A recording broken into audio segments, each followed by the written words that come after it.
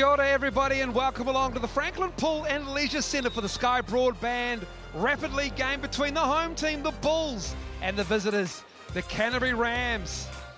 It's Andrew Mulligan and Casey Frank on hand for this one, and that is a beautiful shot with two average-looking commentators. Casey, the Rapid League has seen some great results, some close games so far in the men's side. What can we expect between these two teams?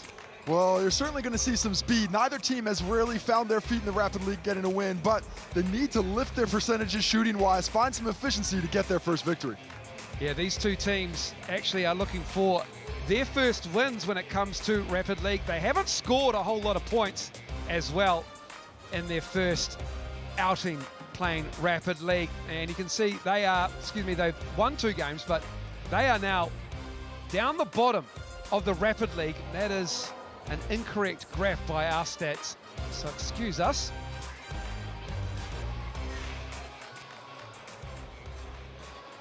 And this is the starting 5 for your Canterbury Rams. And we've got some young bloods there, Casey Frank, and a lot of guys who are looking to impress Judd Flavel, the head coach of the Canterbury Rams, just to get into that regular rotation. Yeah, absolutely, and a little bit thinner today than they normally would without a few of the bigs available for the Sal's NBL. That means some guys have lifted into the starting lineup of the Sal's, dropping some of the players that they're able to call for. As we take a look at the starting lineup for the Franklin Bulls. Drew, there's Songa Ape in there, along with a familiar Bulls name and Christian Vano and Brody Perry as well. Young and fast. This is what these young men will be ready for today. And you can see the shooting percentages aren't high, but it's just, that's the nature of the game. It's up and down these teams are going to be. You see even in rebounds, pretty much even in leading scores. But what I expect is both teams to lift their play today after seeing a bit more of how teams around the league are attacking this version of the game. We should expect all that fast break action, but a higher level of efficiency moving into this one. Here are your referees for this game: Micah Graham, Brad Clive, and Sam McFadden. And Casey, I do like the Bulls uniform. I don't know if it's lightning bolts or electricity, but on the angle. It's barbed yellow wire. Stripes, barbed wire. I think we're going. With barbed wire. It's not hard beats, but sure, we'll go barbed wire. And Brody Perry, the unmistakable mullet of Brody Perry. And he is a fan favorite here and across the league as well. Met his mom today. She was lovely. And actually, considering Brody's hairstyle, a completely normal human being, which I gotta say surprised me a little bit. She doesn't have the same? No. But lovely to meet Miss Perry, and also, as always, lovely to talk some basketball before the Sky Broadband Rapid League. Drew Lasonga Ape is a player I think can certainly dominate this aspect of the competition. What he brings athletically up and down the court, I expect the Bulls to get him involved early and often and see him carry a lot of the load. Both these two teams really struggled to score in their first Rapid League games. The Rams had 21 and the Bulls had 20, but they conceded the Bulls 48 points, and in Rapid League, that is a lot. That is a grip, no doubt about it. Underway here at the Franklin Pool&Leisure Centre on your Sunday. And already the Rams looking to attack. Corbin Mason, this is that, and the Bulls looking to run.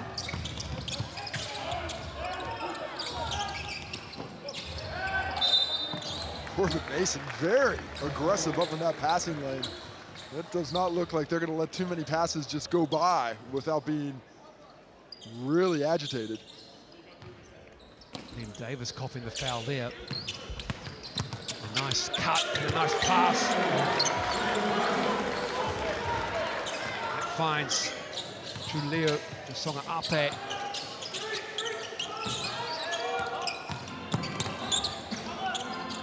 Oh, the nice little runner by Tom Isaac, Kaya Isaac's younger brother. So has that same build, that same stoutness, and the ability to get into that paint and get the finish with strength because of it. Perry in the corner. Back to Christian Vano. There's Songa Ape, surveyed it, pulled the trigger and knocks it down. Tom Isaac thought You had him go well defended out there beyond the three-point line, but if you're going to be playing a guy with Song Ape's talent here in the Rapid League, you got to know you got to get it all the way up on him.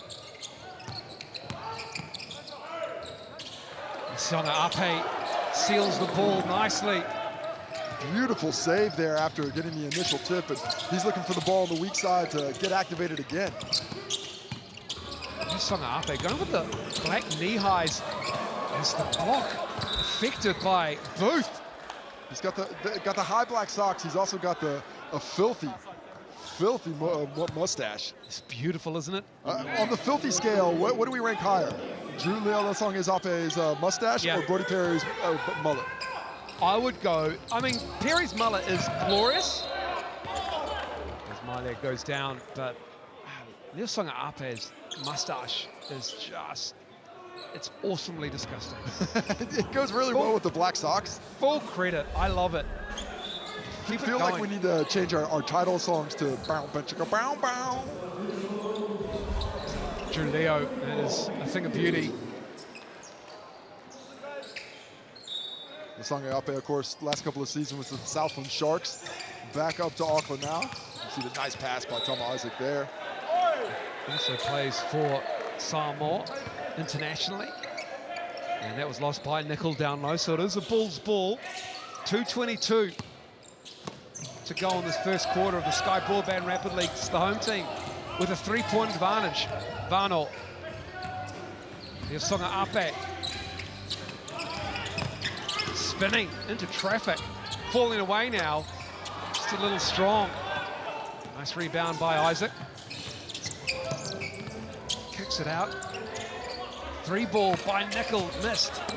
Nice creating by Tom Isaac on the break though. Drawing defenders, kicking it out, creating that shot. Unfortunate not to have Nickel finish. Davis was fouled when he made the pass before the turnover, so we'll stay with the Franklin Bulls. And that's one of those plays where the officiating crew wants to let that go. Liam Davis a bit of contact, but when it leads to the turnover, that's when they decide, oh, I'm going to have to call that one. A little bit, always better late than never. We call them the Calves, the Rapid League team, the young. I like it. The young bloods. I thought it was just based on Brody Perry's legs. Got some baby cows mooing down there.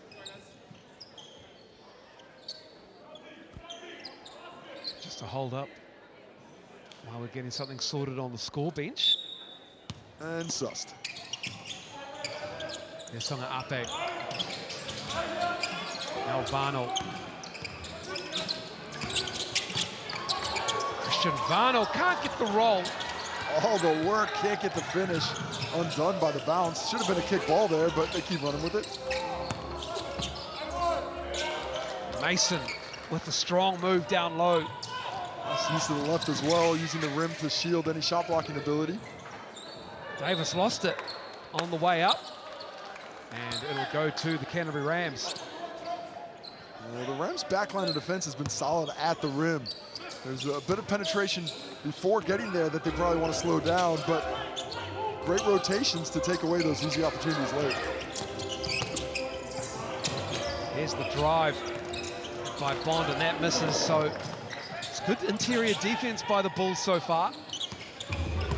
There's Song Ape up to the rim and in.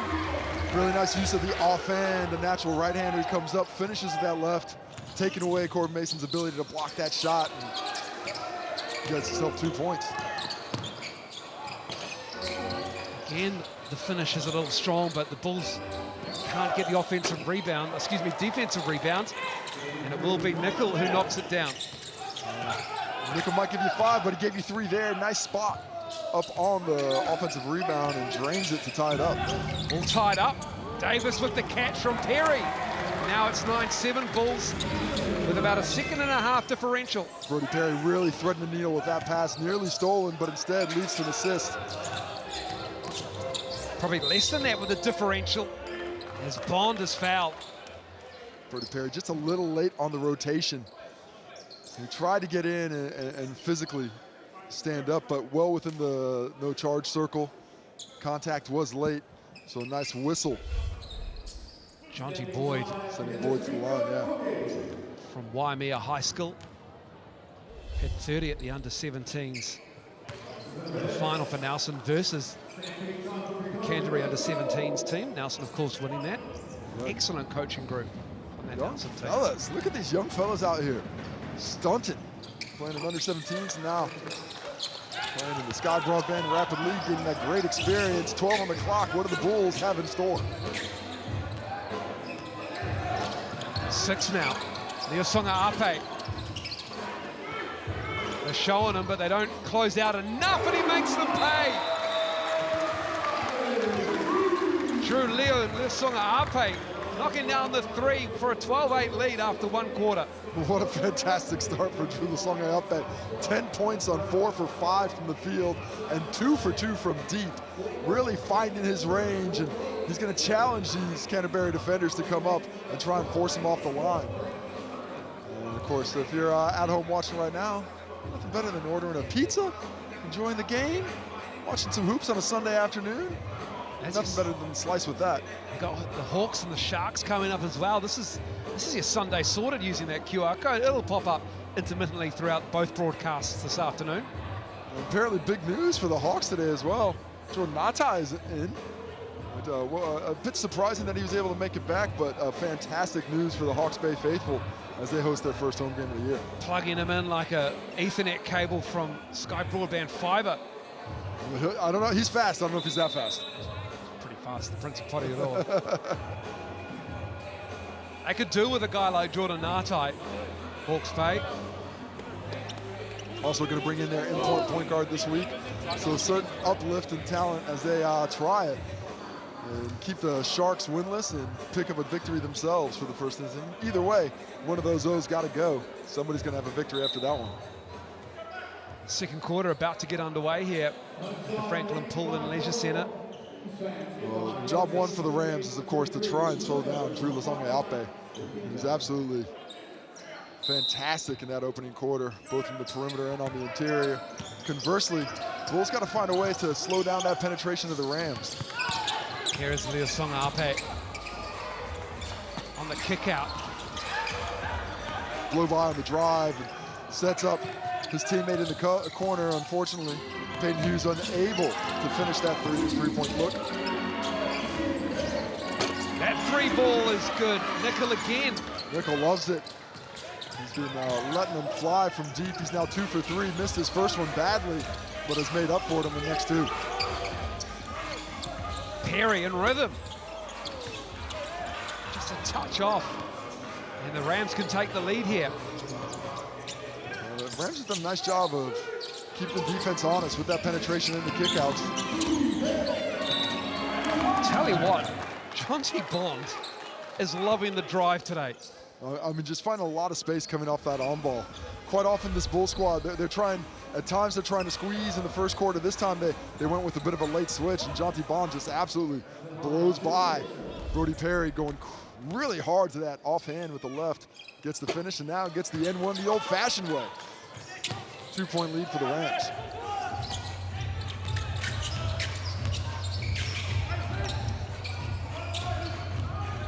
Vano. They hedge hard on him. Leosonga Ape lost the handle. Still plenty of time. And we've got a carry call. Leo turned it over. Well, good recovery there defensively. The initial hesitation move brought Leosonga Ape a little bit of space, but you see the way that defense is collapsing for the Rams right now. Rams just don't have a lot of respect, I think, for the three-point shooting outside of Leosonga Ape, so they're leaving those other guys open. Here's Bond kicking it out. Martin. And we've got a foul.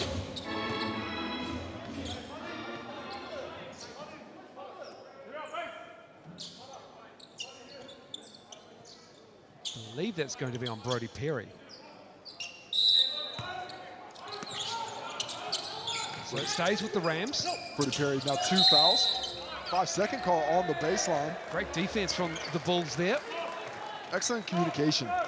Moving well, handing off offensive cutters as they're coming through as well. You like to see that from a young squad especially.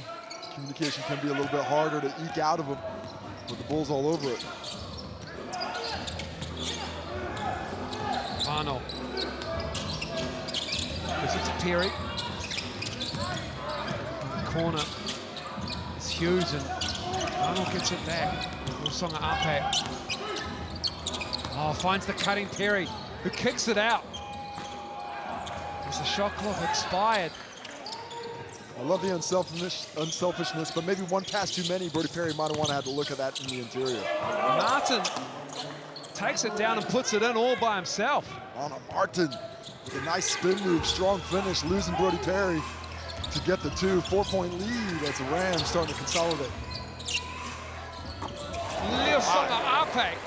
That is wet. That thing's a rainmaker. It went up so high. 3 for 3 from deep now. Oh, Martin bullies his way in. Back-to-back buckets. Mana Martin with a strong finish. And strength is the name of the game there. He took that contact, but was undeterred as he gets that bucket. I mean, the Bulls playing very well offensively. The only problem is they've got no answers for Drew Lasonga-Ape. That man right there is hitting everything. 5 for 6 from the field, 3 for 3 from deep for his 13 points. Converts the 3-point play opportunity. Tama Isaac will come into the game for the pride of St. Thomas of Canterbury College. Take a seat. Canterbury now, the Rams, the 4-point lead.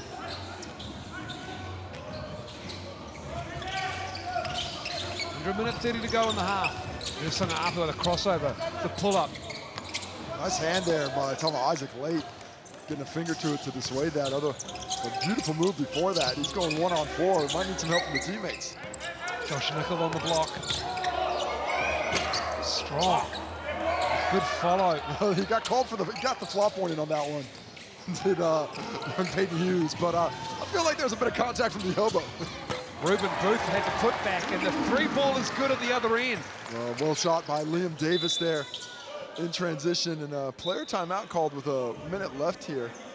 Interesting use of it with this much time left. If you're new to Rapid League, you can have player timeouts in both Rapid League and the Sal's NBL. Players only, they get 30 seconds instead of the usual minute. Yeah, you see that? See that chicken wing there? Yeah, that chicken wing there. Yeah, you're right. Wing. It's a Josh Nichols not small. He's been in that weight room. You can take a look at Liam Davis in transition, catch, release, splash. Up to 5 points for him now. 1 for 1 from deep. So Rams ball out of this timeout. Advance it from the backcourt. So they only get 14 seconds on the shot clock. Isaac, 7 to shoot, 3-ball. Saved by the Bulls.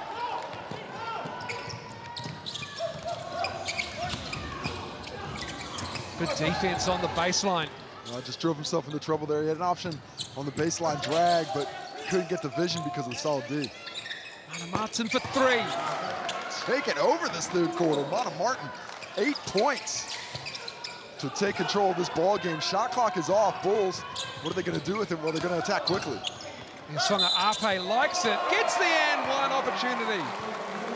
He is playing a different game right now than everybody else on the court. It just looks so easy for him, so under control. But this is what he's tantalized us with in his talent the last couple of years. We know he's capable of this, and I think he's capable of performances on this level in the Sal's NBL as well.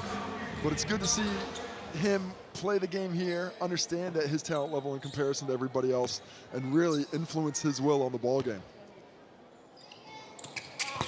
Songa Ape, good from the Chemist Warehouse.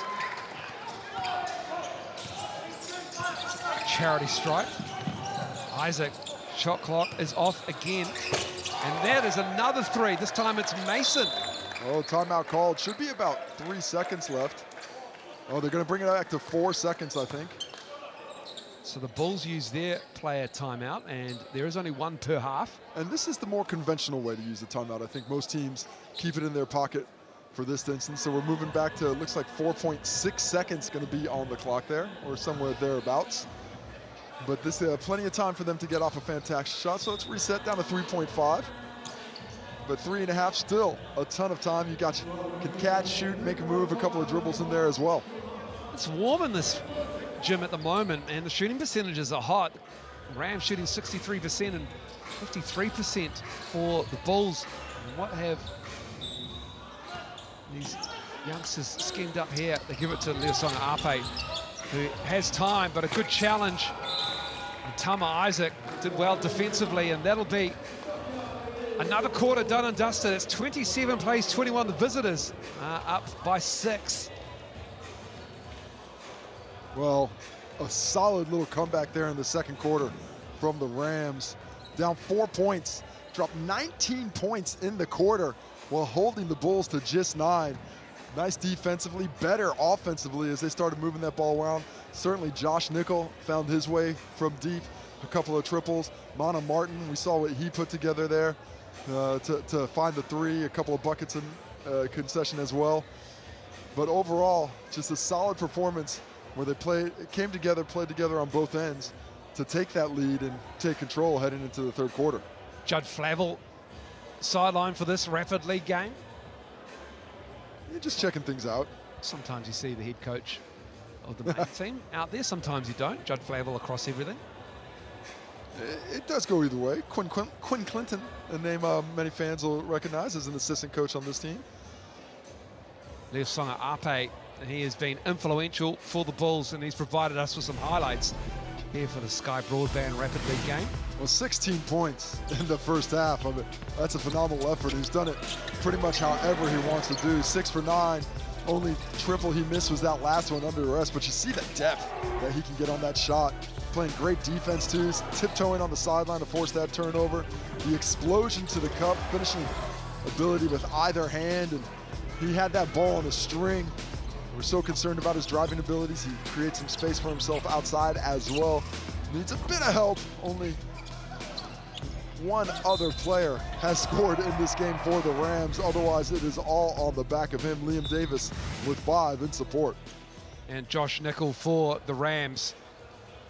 He has been very good. 6 points for him. And the Rams, good balance of scoring. Everyone's got on the score sheet. And for Nickel, it's been all about the triple. 5 shots in total, 4 of them from deep, and he's hit 2 of those. Nothing like shooting 50% from the 3-point stripe. He's got that big frame as well. Able to come in, forcing opportunities, creating those rebounding opportunities for his teammates because he's got that mismatch. They know the ball's going to go up. Combined with his stoutness of size, it's been tough to keep off the glass. Now, starting with possession in the second half, the Rams will be right back into it, trying to build on this 6-point lead.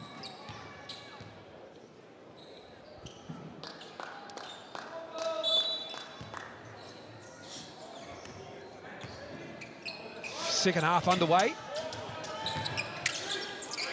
Isaac, Tama Isaac, there's some Ape, spins on him, puts up the little floater, gets the roll. Cuts the nice bounce. Looked like it was going to go way hard, but somehow the soft touch prevailed. Beautiful spin move with Leosonga Ape in defense. He was undeterred as Isaac got that finished.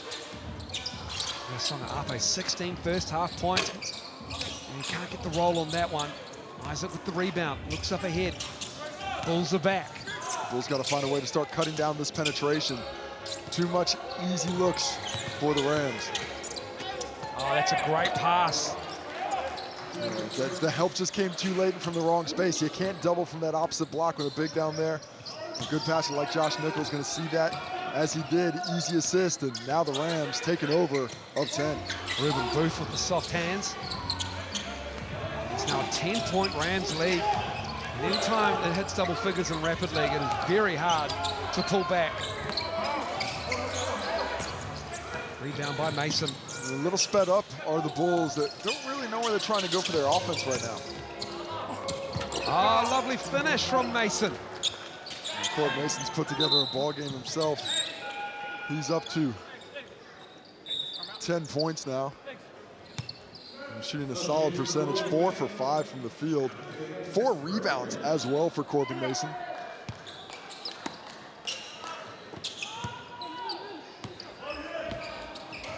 Bulls need buckets and stops here in the third quarter. 2.5 to go.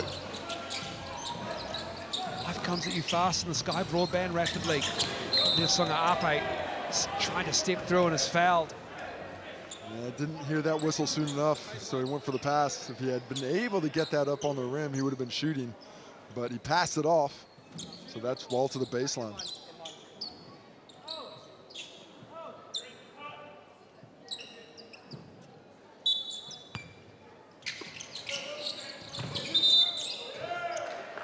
And that's an offensive foul on Julio Songa Ape. Unlucky there. Looked like he was pretty well set. I mean, he did have the arms lifted up. Not sure if there was movement or if he moved into it, but from the angle that I had, looked like just good contact that ended up with a defender on the ground, but he'll wear the whistle anyway. Songa Ape had an injury-hampered 2023 when he was at the Sharks. He was a Bull in 2020.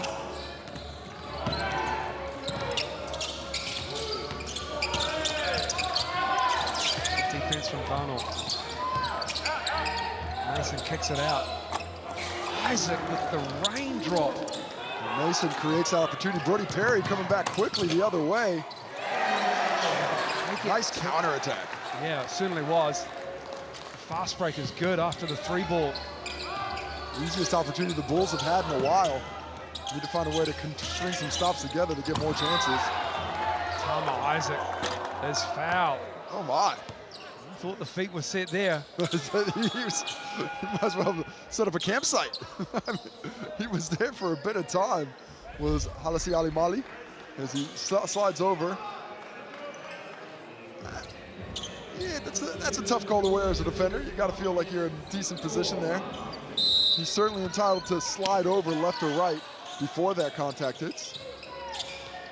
Remember, Kevin Swearhouse is the official stats partner for everybody in this, and reminding you that Drew Leo has 16 points.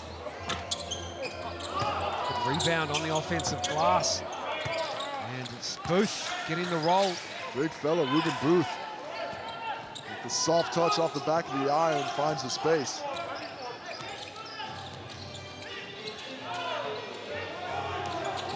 (38-23). Perry in the corner. Miley gets the rebound, gives it up, and the one is coming up. That is a nice move from Davis to be able to take the contact and finish. Ali with a nice rebound and pass. Good vision. Not a lot of space for that pass, but draws multiple defenders. And in fact, he got one right on the face. Wore that one. Conked it. But did not deter the shot. Up to 7 points now, and Liam Davis moving well without the basketball. Shoot the ball very well. 3 for 4 from the field. Misses the free throw.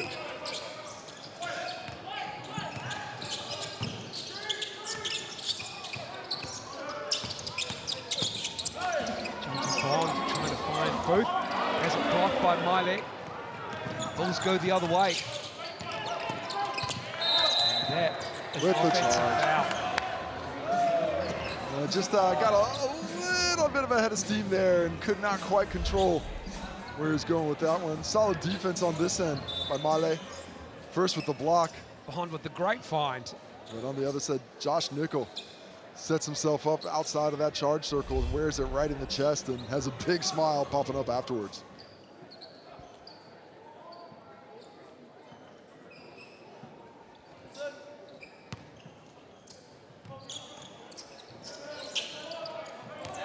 Well, 13 points, big deficit. Bulls have to start stringing stops together from this moment if they want to get back in it, and that's a good way to get it.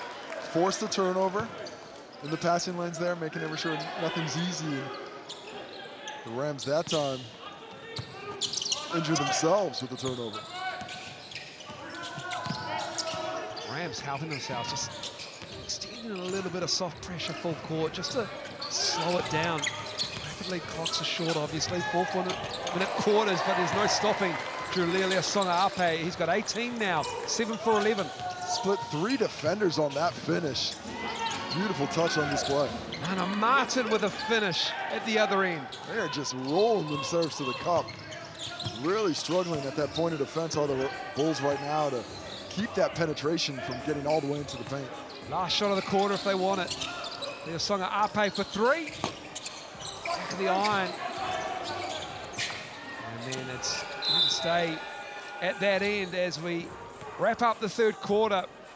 And it's a 13-point lead for the Canterbury Rams, 40-27 at three-quarter time. Well, the Rams are just playing with such great efficiency. They're shooting 66% from the field. They're shooting 71% from three right now, 5 for 7 from behind the arc. Just creating great looks all over the place, and combine that, they've doubled up the Bulls on the glass as well. 13 rebounds to 6 in that department. 7 assists on those 16 buckets. Everything the Bulls are doing is they're doing the right way. Joe Reddish trying to find a way for the Bulls to get back into this ball game, coaching up his team to see if they can't figure out what to do. Liam Conley has got to be very pleased with where his squad is right now. They're playing unselfishly, doing everything they're being asked of, and locking things down on the defensive end at the same time. 22 points in the paint for the Rams. They have the size advantage in this game, and they are utilizing it. And that just really helps when you're 5 for 7 from downtown as well. Well, they better use it in this one, because the Bulls are going to come back the other way and use it at them when they get to the Sal's NBL in about an hour from now, because that is a mightily undersized Rams team coming into work today. Well, Timmins, didn't he have 17 rebounds last game for the Bulls? He had 12 and 17 versus the Giants. That's not bad. And the Giants were actually a little bit bigger than what this Rams team's going to be today. No Max Darling, out with concussion. Lachlan Albrecht, of course, tragedy has struck his family, and his father's funeral is not for until this upcoming week, so he'll be away from the team for at least another week or so, depending on how much time he needs. Back underway. Arnold, good steal, good pressure. Bond. And he gets the roll. Jonty Bond, great read. Not the easiest angle to get that pass in. And if you don't throw it early, Christian Vaughn will throw it a little late and just got forecasted. Jonty Bond takes advantage of the rest.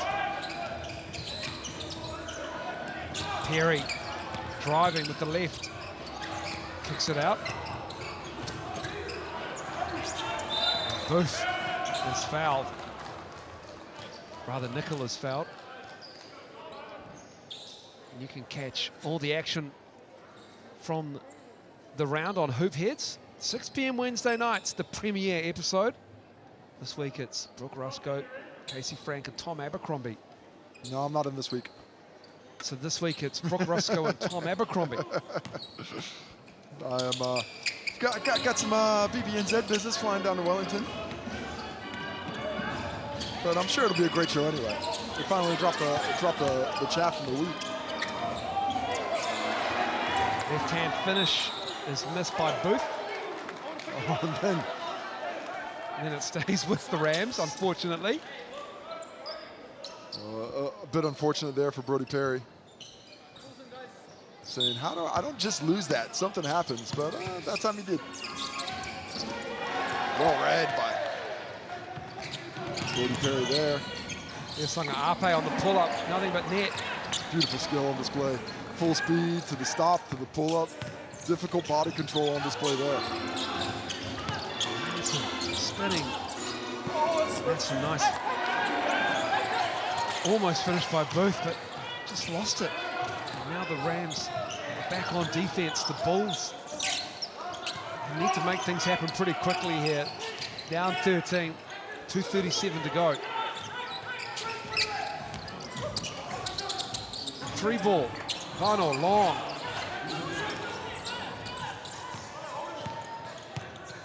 Now the Rams can just take their time, use up the entirety of the shot clock, or they could just attack the rim and get another bucket. Mana Martin saw the lane. It was wide open, and he took Sunga Ape to the cup and finishes. Well, Sunga Ape just opened up that door a bit too wide, but no backline of defense has been the case so often today for the Bulls. Oh, nice from Davis. Liam Davis finishes up his own move. Up to 9 points now. Under 2 to go.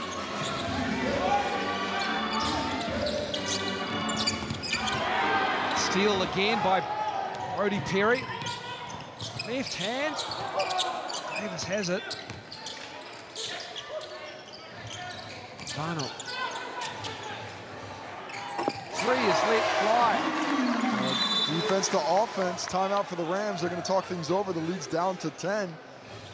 Probably actually plays in the favor of the Bulls calling the timeout here. They're going to bring that ball up to half court. They're going to have a short shot clock. So basically adding another possession to the game when it's essentially a three and a bit possession game right now. But I like that offense. Love what Brody Perry's doing defensively, reading those lanes, creating opportunities on the break at the same time. Peyton Hughes with that three.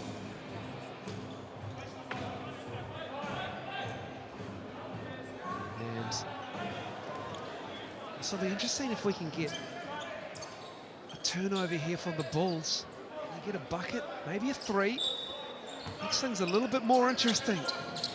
Brody Perry has been getting the steals lately, can create one more opportunity. Brody Perry hard on the switch. John Devon almost turned it over. With 2 on the shot clock, it's a stop for the Bulls. There's Songa Ape, that's the man who you want to have it. And he tries to go in amongst 4 Rams players there. I had some options on the wing. I like the aggressiveness. That Rams defense, though, really dropping into the paint. Weren't too concerned about three-point shots out on the perimeter. Would have been an opportunity there.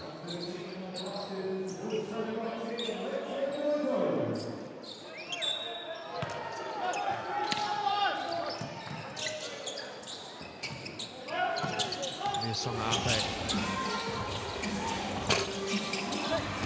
3 is missed. Big rebound there by Ruben Booth, really using his size to his advantage, clearing that space out. And that'll be just about all she wrote, other than the final score. Of course, points for and against count in the overall Sal's NBL ladder as well for the Rapid League. So it definitely makes things interesting as Tama Isaac in the backcourt ties them up and steals it and then is fouled on the attempt. Well, was just hanging around, wasn't he? Peyton Hughes just trying to chuck that ball over to Drew Lasonga-Ape after picking up the steal. But Tama Isaac reads it so well. Hughes just was unaware that he was in the vicinity and paid the price because of it.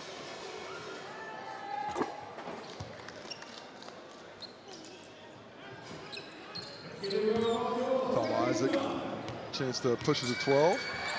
Closing in on the highest Rapid League score of the season now as well, which I believe is 48 points. Yeah, no one's cracked 50.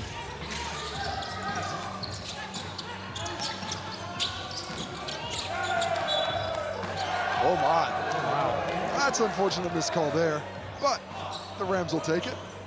Corbin Mason walking around thinking he definitely got away with something. Peyton Hughes definitely frustrated with that call.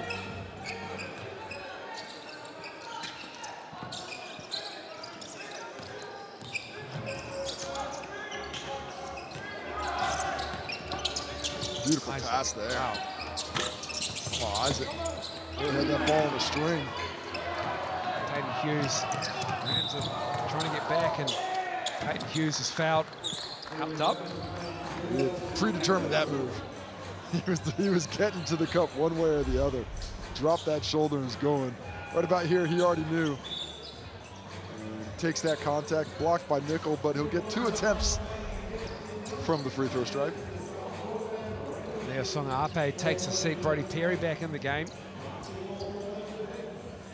Julio, he has got some minutes coming up in the main game. Doubleheader afternoons, always value for money for another good crowd in to the Franklin Pool&Leisure Centre. And it's been great to see the way the crowds around the league have supported the Rapid League here in the early goings. You know, a lot of these teams have some of their younger players from the local areas are making up these squads, and the local communities have come out to support.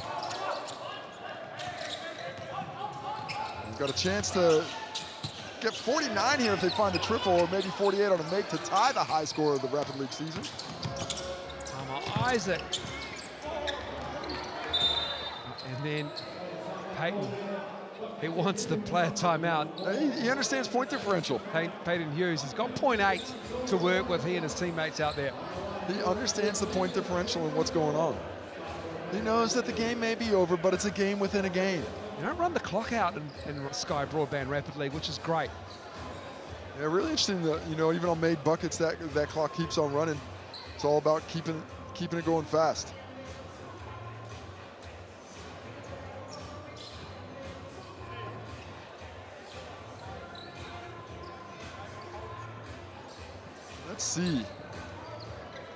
Let's see what the Bulls have in store with 1 second left on the clock. Catch and shoot for sure. And that's what Payton does, and Payton Hughes misses that. And so it is a Rams win in the Rapid League game. They win by 11, 46-35. They do a good job on the interior after stretching the floor out in the first half, knocking down some threes. And some stats for you. Thanks to the official stats partner, the Chemist Warehouse. And percentages-wise, Rams maintain that 56% field goal percentage. The Bulls dropping away in the second half. And judicious with the three ball with the Rams, 5 of 9. And rebound-wise, they were great on the glass as well with the Rams. And Casey Frank is now out there with a microphone. Casey, who you got? Well, great game there, Corbin. We came together, and you guys, after a slow start, were able to figure out a way how to score. What was the plan offensively to get up to 46 points in the end? For us, just working inside out. Last week, we were pretty passive and just shooting threes the whole time, and it didn't really work out for us. So just attacking the paint and getting inside out looks really just worked for us. And then defensively, Drew Leo and Song Eape got off to a great start in the first half, 16 points, but you did a much better job containing the second half. What was the plan there?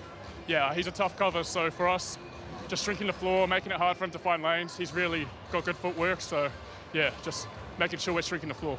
And just for your own game, really successful offensively, a little bit outside, but a lot driving the lane. What was your mindset coming into the game to be that fruitful? I'm just being aggressive. I think that's the biggest thing for me. Just get on the hoop and just use my athleticism to get past players. Well, look pretty good out there. Appreciate your time and good luck going forward. Cheers. Corvin Mason with his 10 points. And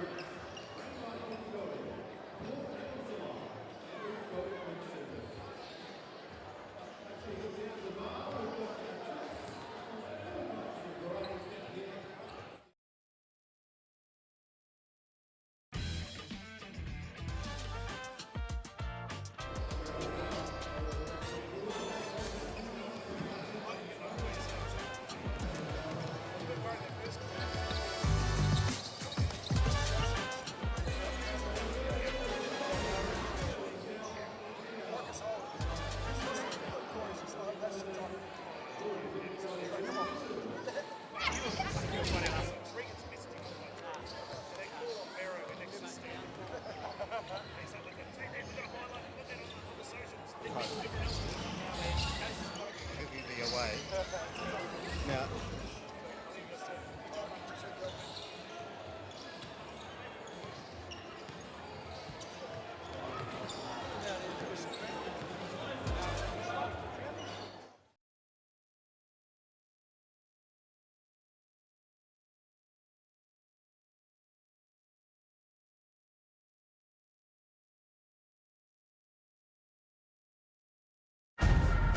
Basketball is a movie, and every game is a blockbuster. E for excitement, entertainment, energy, and epic.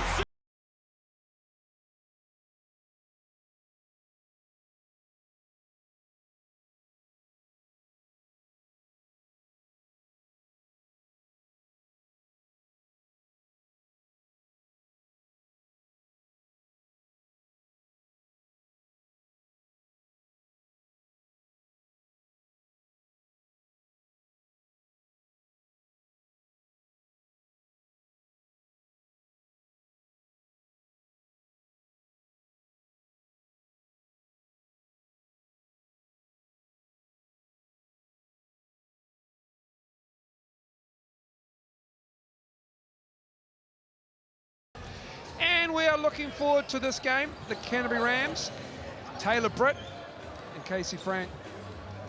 It has been another exciting round of basketball.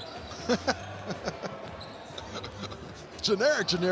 Well, check out that poll. 68% of people right now thinking the Canterbury Rams are going to win this game. I'm with the 32. I'm going Bulls. You can use that QR code to vote. And if you get all the questions right, your picks, you win yourself a free pizza.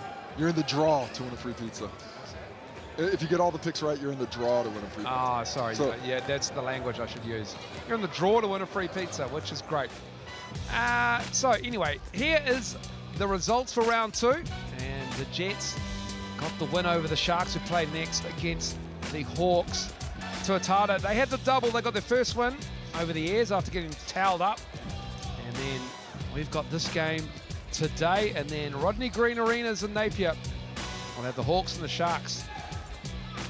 I don't know. It is arenas. Yeah, it is arenas because there's a whole bunch. They built out like 12 stadiums out the back. And we'll just check in with the Sky Broadband Rapid League ladder. It just gets radder and radder. The Rams, they go 1-1. They got the win over the Franklin Bulls. Can I check in on the Radder? It was you checking on the Radder as well. Did you ever watch Rad in the 80s, that bike movie? That was one of my favorites. Man, I didn't. Oh, change that graphic. And here's how the Sal's NBL ladder looks. And the Bulls and the Rams, by virtue of the Sky Broadband Rapid League result, the Rams go up to second spot. Sneak it up, but one of those teams will claim a top 3 spot with a victory today and an undefeated start to the season. Starting 5 for your Wheeler Motor Company Rams. Taylor Britt and Kaya Isaac in the backcourt. Tucky Farrington back in the league and starting on the wing along with Walter Brown, fresh off the winning a championship with the Tasmania Jack Jumpers. James Walker Jr. getting the start at center. Yeah, Kaya Isaac's going to be matched up on Sam Timmons, though, so that'll be fun to watch. And Taylor Britt is your key player for this game. He spoke with Casey earlier in the afternoon. Well, Taylor, coming into this game, a bit of a mismatch offense. You've lost some of your bigs for multiple reasons, so not quite the size you'd expect it to be. As a team, how do you come together and try and keep this Franklin Bull squad off the offensive glass in particular, where they're quite good? First, just want to send our thoughts and prayers to Lockie and your family, mate. Hope you're doing well. We miss you and we can't wait to see you again. But yeah, it's going to take a group effort. All 5 of us on the court is going to have to rebound, and it's going to be awesome to see some of those local guys step up and get their chance. And just generally speaking from the roster, some guys coming in, some guys coming out. What's that like for you as the point guard? You're so in charge of directing everything around. Does that change your mindset? Does that change your preparation at all, trying to get ready for this game with that lineup in flux?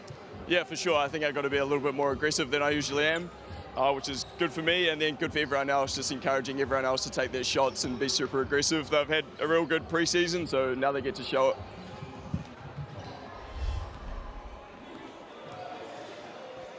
And take a look at the Bulls. Here's the Bulls starting five. We've got Brantley. Brantley's back in the house. Jamal Brantley, Isaac Davidson, Ethan Rusbatch, Luther Muhammad, he was great against the Giants, and Sam Timmons. Man, it is going to be interesting to see if Sam Timmons will get over 17 rebounds like he did against the Giants. Ethan Rusbatch is a vet shooter in this league, and he is one of the great personalities. He also was with Casey earlier.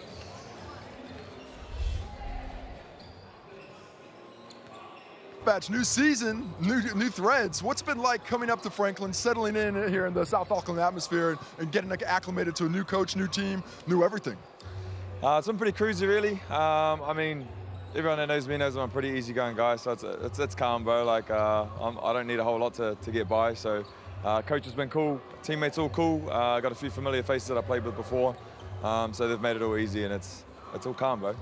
All calm, all calm. Well, coming into the game, other than the Zen, what are we looking at against the Rams team that doesn't have most of their bigs, so they're very undersized? What's your game plan coming in as the Bulls to try and get this victory? Be less undersized. Use Sammy, hopefully, because he's not undersized. No, we've had a game plan, so we're going to stick at it. And hopefully if we execute well, don't give up so many fouls like we did against Nelson, and hopefully do well and get a first home win. Yeah, head-to-head, Luther Muhammad was fantastic, and Taylor Britt will be a calming presence at the one. Well, they're going to need him because there's not a lot of presence down low. Luther Muhammad, 34 points, 34 minutes. Sam Timmons going to rebound like a man possessed today. And look for the Bulls to get, I'd say 22 offensive rebounds in this game. Here are your match officials, and we will get this game underway. Happy.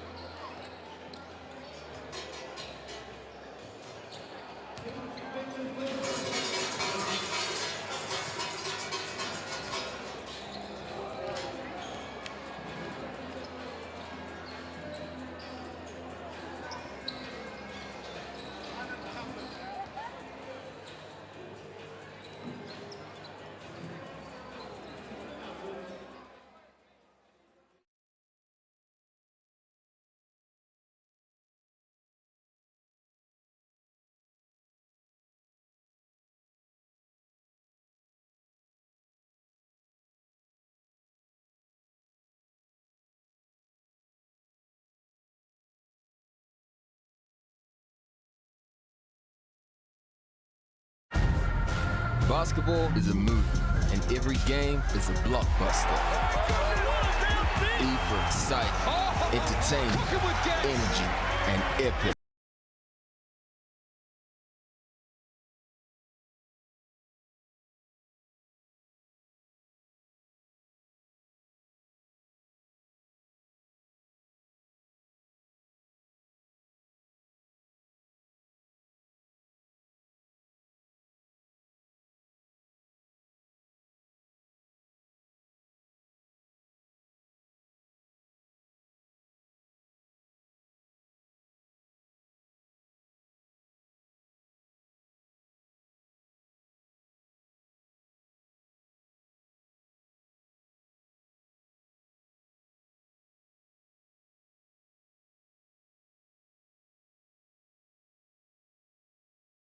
you don't have so much of your starting big contingent.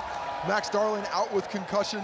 And of course, our thoughts all go out to Lachlan Albrook and his family as he deals with this difficult time with the death of his father. So that is your poll for today. Use that QR code to go through who you think will win. What are you thinking here, Moles? You think you like this 67% of the Rams despite not having no bigs in the lineup? I just look at the joy in that Franklin Bulls huddle and I think to myself, they look like a team who are comfortable being at home. Someone's O has to go. You can vote every correct choice you make. You get them all right, you go on the draw to win a Sal's pizza as well. How about that? That is Win a free pizza, that's worth it. Yeah. This is how it looks so far in round two. This is the penultimate game of round two. The Sharks will play next. They lost to the Jets. The Tuatara had a double. They beat the Airs. The Nuggets took care of the Jets, though, on that southern double, the Jets. The Giants went down to the Saints yesterday. And last night, the Tuatara went down to Tauranga and took care of the fight.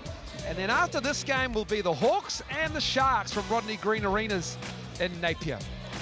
This is how the Sky Broadband Rapid League is going so far. Every point matters in the Sal's NBL as well. The Rams got the 10-point win over the Bulls earlier this afternoon. Dropping 46 points beside a big game from Drew Leolasonge Ape. But nice to see the young fellas playing well in that opener. And as a result of that win in the Rapid League, the Rams jump up into second spot. The Bulls are in fourth spot. So it is starting to get a little bit interesting when you've got players coming and going, in and out, imports arriving, international players arriving, and also players having to take leave as well through injury or personal reasons. Here is your starting five for the Rams. Taylor Britt and Kai Isaac in the backcourt, but breaking news, Kai Isaac has the assignment of Sam Timmins. That's the way it goes. He's got that thickness. You got to witness it. Let's see if he's going to go up, see how it goes against Sam Timmins. Tucky Farrenson back in the league on the wing. Walter Brown from the championship-winning Tasmania Jack Jumpers, and James Walker Jr. will start as well. Taylor Britt, he is the point guard for the Rams, and he'll control proceedings, and he spoke with Casey Frank earlier this afternoon. Well, Taylor, coming into this game, a bit of a mismatch offense. You've lost some of your bigs for multiple reasons, so not quite the size you'd expect it to be. As a team, how do you come together and try and keep this Franklin Bull squad off the offensive glass in particular, where they're quite good? First, just want to send our thoughts and prayers to Lockie and your family, mate. Hope you're doing well. We miss you and we can't wait to see you again. But yeah, it's going to take a group effort. All five of us on the court is going to have to rebound, and it's going to be awesome to see some of those local guys step up and get their chance. And just generally speaking from the roster, some guys coming in, coming out. What's that like for you as the point guard? You're so in charge of directing everything around. Does that change your mindset? Does that change your preparation at all, trying to get ready for this game with that lineup in flux? Yeah, for sure. I think I've got to be a little bit more aggressive than I usually am, which is good for me and then good for everyone else, just encouraging everyone else to take their shots and be super aggressive. They've had a real good preseason, so now they get to show it. And the Bulls starting five, it's welcome back to Jamal Brantley. He returns for another season after spending time in Portugal playing. Isaac Davidson is back again. Ethan Rusbatch has moved from the Hawks to the Bulls. Luther Muhammad was so strong against the Giants, had 34, and Sam Timmins had 17 rebounds in that win in round one as well. Ethan Rusbatch, one of the great characters of the game. He was also with Casey Frank earlier this afternoon as well. Ethan Rusbatch, new season, new threads. What's it been like coming up to Franklin, settling in here in the South Auckland atmosphere and getting acclimated to a new coach, new team, new everything? It's been pretty cruisy, really. I mean, everyone that knows me knows I'm a pretty easygoing guy, so it's calm, bro. Like, I don't need a whole lot to get by. So, coach has been cool, teammates all cool. I got a few familiar faces that I played with before, so they've made it all easy, and it's all calm, bro. All calm, all calm. Well, coming into the game, other than the Zen, what are we looking at against the Rams team that doesn't have most of their bigs, so they're very undersized? What's your game plan coming in as the Bulls to try and get this victory? Be less undersized. Use Sammy, hopefully, because he's not undersized. No, we've had a game plan, so we're going to stick at it. And hopefully if we execute well, don't give up so many fouls like we did against Nelson, and hopefully do well and get a first home win. And this is how it looks at the Chemist Warehouse head-to-head. Well, take a look at the leading scorers. Taylor Britt was doing it from the assists and the scoring. Luther Muhammad going to have to slow down that man if the Rams have any hope of winning. No Aiden Tong here for the rebounding side, so Sam Timmins is a lone rebounder in these squads. 15 offensive rebounds in that first game for the Bulls. I think they're going to be up over 20. Going to be tough for the Rams to find 23 with no Max Darling in the lineup. And you look at those three-point percentage. If the Rams cannot turn that around and find a way to pick it up to a higher level, they're not going to get this victory. They got to find a way to get more efficiency from deep today in the Franklin Pool&Leisure Center. There's a modicum of consistency within this Bulls squad, isn't there? You've got Sam Timmins and Ethan Rusbatch, but you've got Isaac Davidson, Jamal Brantley, who played every single game last season for the Bulls, and he is an excellent vet defender. He really is. Jamal Brantley was on that short list of Defensive Player of the Year in the competition last year. For an import, he's not a great scorer. But what he does bring is ultimate intensity every single play of the game. He's an excellent rebounder, and he's super unselfish. He's out there to get other people involved and lock down the opposition's top scorer.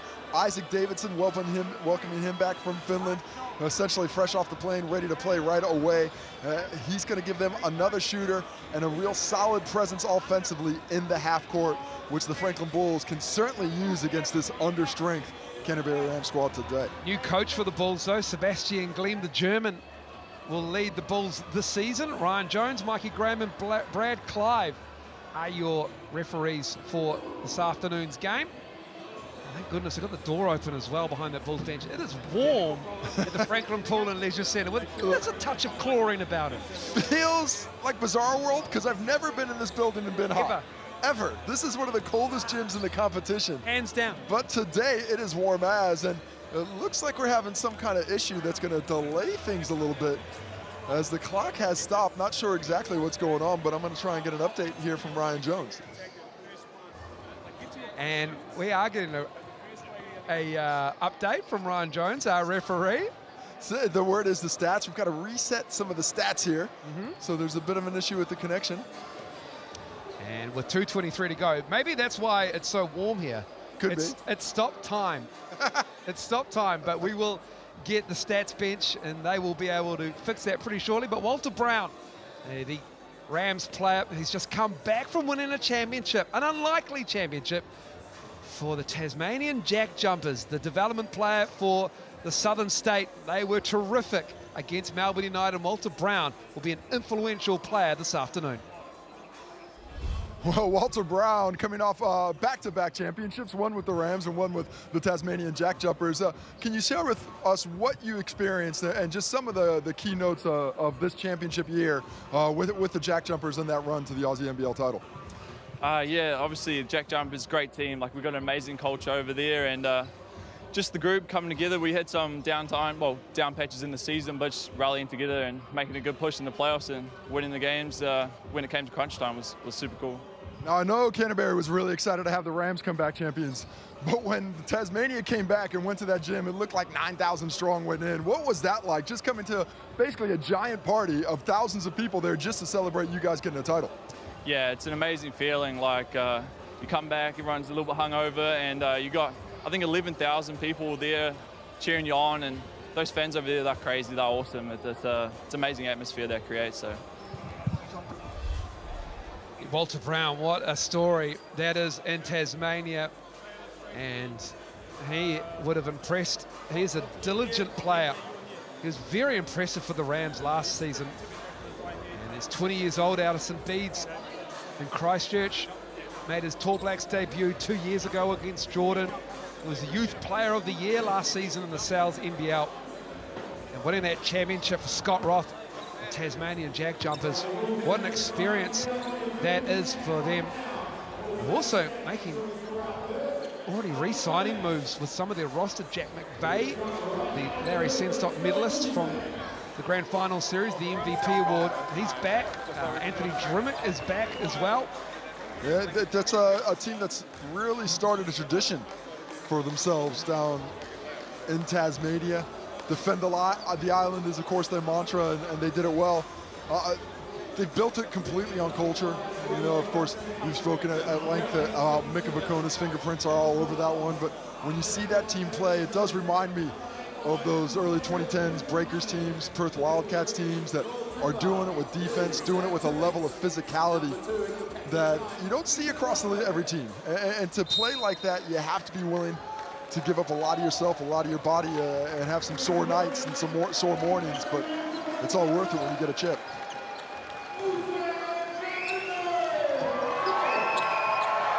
And we are ready to get this game underway.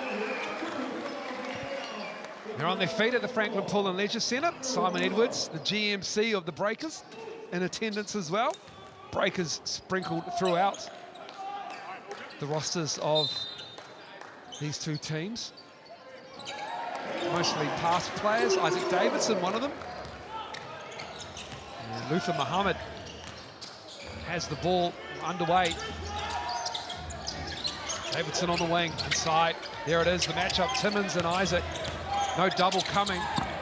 Isaac wins the first battle. With the stop. And he pushes it, trying to make do of Timmins not being there. MJ Walker misses that three. Muhammad. Isaac. Well, I like the Rams' plan. They're getting out there running. They're going to force a bigger team to try and keep pace with them. Just going to have to find a little bit of efficiency from deep to continue to make that plan work. Turnover. Falls to Timmins. Britt lost the handle. Ruspatch.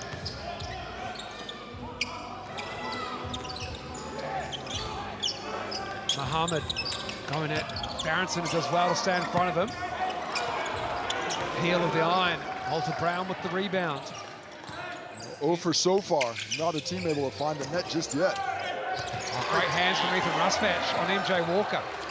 Swiped him down at just the right time. Looked like he was did lose that battle defensively, but the swipe gets the steal. Timmins with position. And too deep for MJ Walker to do much about that except foul. Well, I love the way the Bulls are looking for Sam Timmins down low with that size advantage, but got to be careful with those looping passes when you're going against speed, as we see the strip on the other end from Ethan Ruspatch that initiated that break opportunity. Davidson. Timmins set a great screen up high. Davidson leaked out and he puts it in for two. Just need to have a little bit more communication there. He had his left foot in the front court. Oh, I wonder if we have second vision of that, because to me it looked like his left foot was over the court when he touched that ball, but official Brad Clive saw it differently. So it's going to be the Bulls' ball. Here we take a look at it. Just have a Where's look. Isaac? Yeah, he's got his foot in the front court. That's not a back court. Did he drag it? Yeah. Didn't step back in, did he? But anyway, the Bulls have it. Muhammad through the moves. Barronson with the hands on the floor. And a foul called. Well, that's just a loose ball. These are a couple of tough calls against the Rams early. Ball's loose on the ground, you're just diving to attack it. To me, that's, unless there's something that's really obvious, you gotta let that one go and take another look at it. Walter Brown in good position. Nice hands there by Taki Ferentsen. Diving into the ball, and yeah, I don't see it. But Walter Brown is called for it.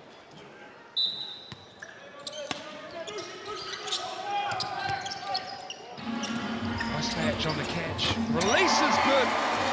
Calm as you like. well, nice set on the baseline out of bounds. Excellent execution. And when you can get good looks out of that, it makes offense so much easier. It makes you a real threat on any of those out-of-bound opportunities. Kyle Isaac, he's fouled by Ruspatch.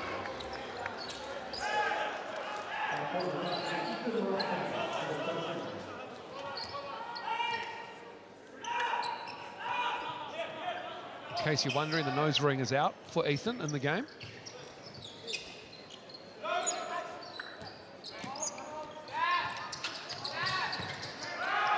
Brantley gets his hand caught in there. Brantley with the foul. Fouls are plenty so far. I want to say the fourth so far, Casey. They've been popping up. It's a physical game early. I think the Bulls certainly trying to impose their will on this Rams squad that's a bit undersized. You don't want to get caught trying to impose your will, do you, as well?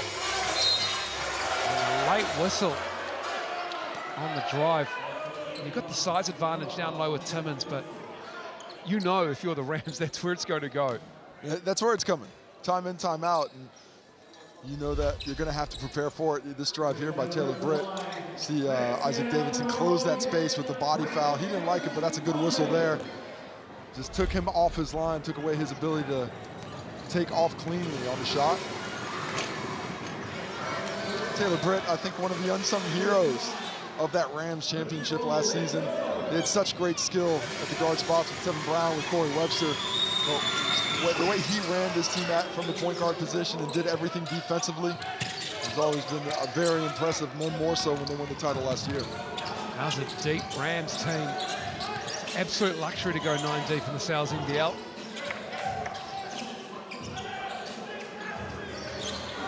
Here's Davidson. Looking to drive, kick out to Rusbatch. They chase him off that three-point line. He just moves down into the corner and misses it. Rams really active defensively. I like their communication. I like their game plan on that end up to this point. Jay Walker's had a couple clean looks. Can't find the net, but that one stopped the shooting. Timmons with a rebound. And Walker with the foul on the way through, trying to dislodge it from Timmons. Yeah, good whistle. Got the arm there. Timmons was looking very fit. Looks like he's trimmed down a little bit. Isn't carrying the same weight that we saw during the Aussie NBL season. Sam Timmons, such a big man up there, 6'10", 6'11". You didn't see a lot of court time for the Sydney Kings as well. It's been a difficult task for him to try and crack those lineups in Australia.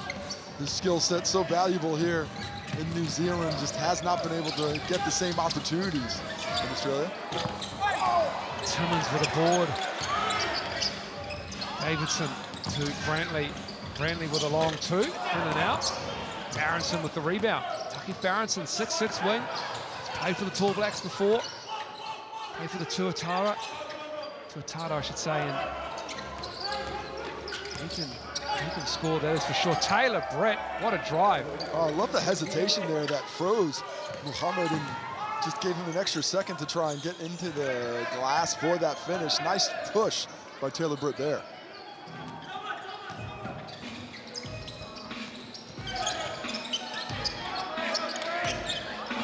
Not a lot doing on this possession here, so Davidson fires the three. Rams rebound it. Isaac. Oh, wow. Kaya Isaac.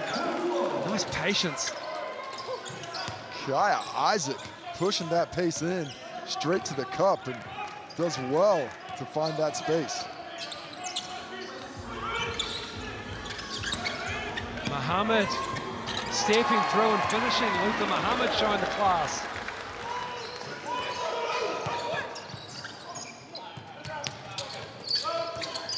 Averaged just under 22 points in Finland last season. Luther Muhammad, where he's come from. A lot of players come from Finland into the Sal's NBL. Barronson. They wanted that touch from Timmons, but Timmons contests well and now posting on the other end. Nice catch. Sam Timmons, too big down there. Well, 4 white jerseys surrounded, but can't stop the big fella from get it. It's 10-6 on your screen, but it's actually 8-6 in the building. Kaya Isaac. Great defense from Ethan Rusbatch. As Tama Isaac just barrels into the vet. Well, Ethan Rusbatch has been one of the better in the competition at taking charges for a long time. Look at him slide his feet over nicely, gets there just in time, and catapults out of it when that shoulder comes into him. 8-6 Bulls right now. Well spread out. 4 different players have touched the nets for the Rams. 4 for Taylor Britt, 2 for Kaya Isaac.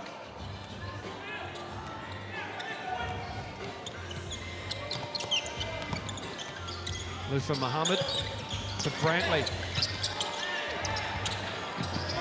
Timmons does well.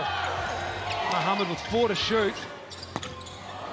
Can't get it. Barronson skies for the rebound. Well, I don't know how long the Rams are going to be able to hold this together with the sticky tape, but I love the way they're playing right now. Barronson misses that. Oh, man. Ethan Rusbatch took it to the face from Mana Martin on that rebound attempt.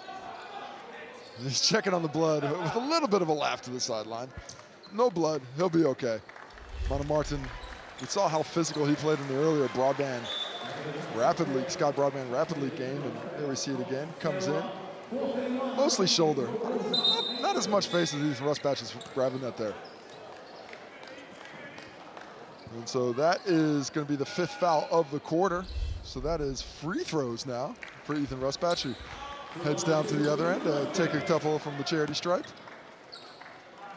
There's a lot of fouls going on in this game. And that is coming our way? You have to say it more definitively to make it out. That is coming Never does. our way. Is it coming our way? 4:31 to go.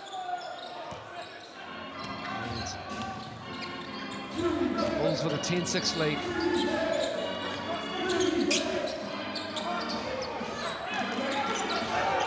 It's Taylor Britt.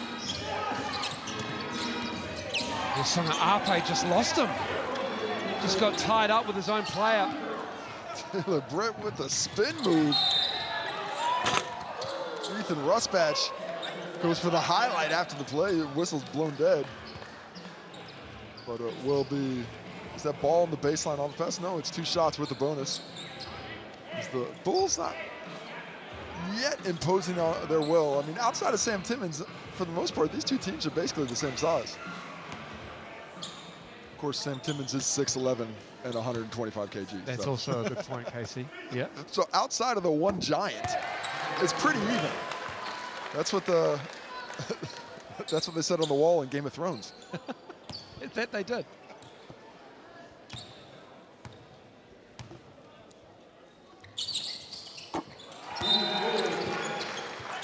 Walter Brown will come into the game for the Rams on the made free throw. Well, I'm really excited to get another look at Walter Brown this year. As the season developed a year ago, he really developed as well. Offensively started to take a little bit more of a load on, but defensively, he's pretty special. I mean, he has a lot of Thomas Abercrombie's attributes into what he can do on that end, guarding bigger, guarding smaller, and a similar frame as well. And I think that would be a great model for him on that end of the court. Britt with the left hand. Taylor Britt again getting to the cup. 6 points and the steal. Another, Taylor Britt gives it up to Kaya Isaac. The unselfishness goes unrewarded, but I love the way he's attacking the rim and getting his guys involved on the offensive end of the court. Timmons bullies his way in.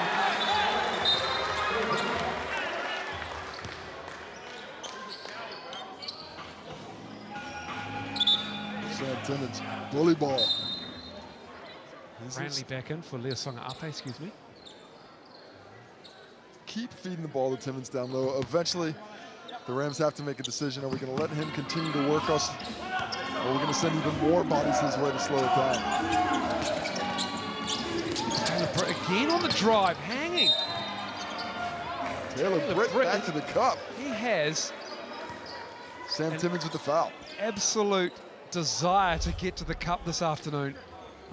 Jamal Brantley doing his best to keep him on his hip, and Sam Timmons trying to go straight up, but great attack. That's what you do against the shot blocker, right into the body. Take away his ability to extend and take that shot out of the sky. Use that QR code to get yourself that deal from Sal's Pizza. Great value for a large pepperoni as Sam Timmons, a large man, takes a seat on the bench. Casey Nwafor checks into the game. Technically an import as he continues to try and work towards his New Zealand citizenship. So he's taking up that 3rd import slot for the Bulls right now. Originally from Nigeria, his heritage, and Rotorua Boys High School. Played a couple of games last season as well for the Bulls. Britt hustling hard. Nathan Muhammad trying to find a cutting Rusbatch.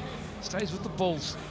Taylor Britt nicely closing the space on that one. And Taylor Britt already looking a little fatigued. I mean, he's got a lot on his shoulders. He's going to have to create a lot of offense. And I like this sub by Coach Judd Flavel. Give him a little breath, a little break, a little breather here, and see if the offense can't keep float without him for a minute or two.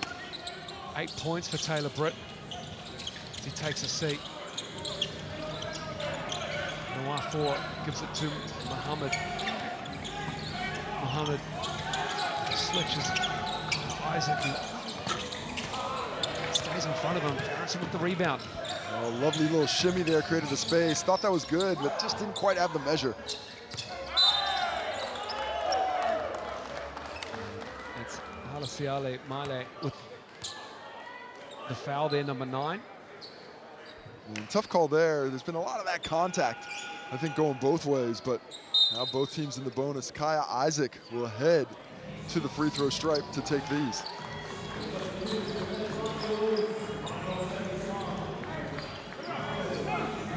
Kaya Isaac, he trained with the Breakers in the last Australian NBL season.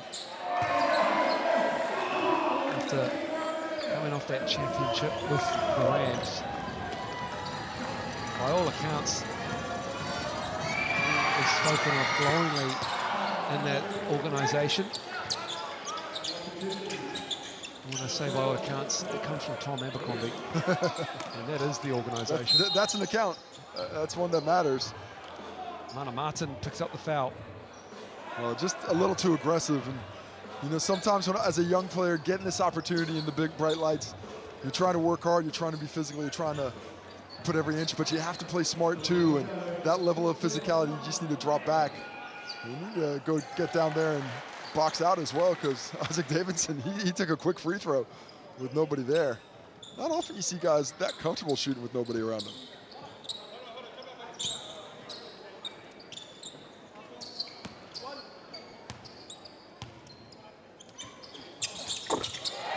Davidson makes a second. Isaac Davidson, all business. He must be happy to see the sun for a month or two before winter really sets in, because there is not a lot of sun up in Finland. Sun this afternoon at Franklin Pool&Leisure Centre. Caleb Mason with the ball. Walter Brown gives it to Tama Isaac, younger brother of Kaya. The right hand, Mason crashing the glass, the 6'8" youngster, but it will go to the Bulls. It has been a tussle so far in this first quarter. 2:35 to go. Tussle's the right word. Back and forth it is going.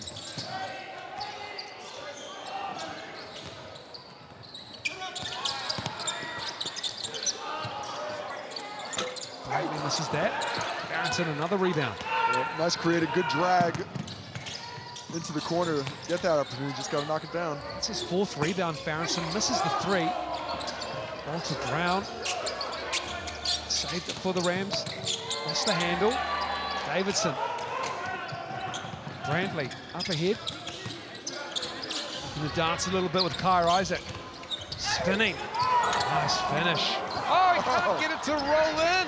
All the way down, everything but. Now the Rams in transition. Walter Brown got hammered. No call. Davidson steals it. Took his lunch. Travel there. And Casey Noir on the trailer got a little bit too happy with the feet. Just a bit frantic right now. Yeah, so Taylor Britt's back in, and he'll calm things down for the Rams a little bit as Kaya Isaac sits. You see Walter Brown attacking, tries to come in, and a little bit of a contact there. No complaint from Walter Brown though. They don't allow complaints in Tasmania. Taylor Britt again to the cup. Aronson on the rebound. Baronson's on the glass. All over the glass. Well, we asked the question, who's going to step up for the Rams and lift that level of the game against a strong rebounding Bulls team? And right now the answer is Taki Barronson. It's also Taylor Britt attacking the paint as well. And Brantley got hit on the head. Unfortunate foul there. He had lost the ball. And Taki Farrington has called for it. And certainly not somebody you want to get fouls called on if you're Coach Judd Flavel. You want Taki Farrington able to stay out there as long as possible.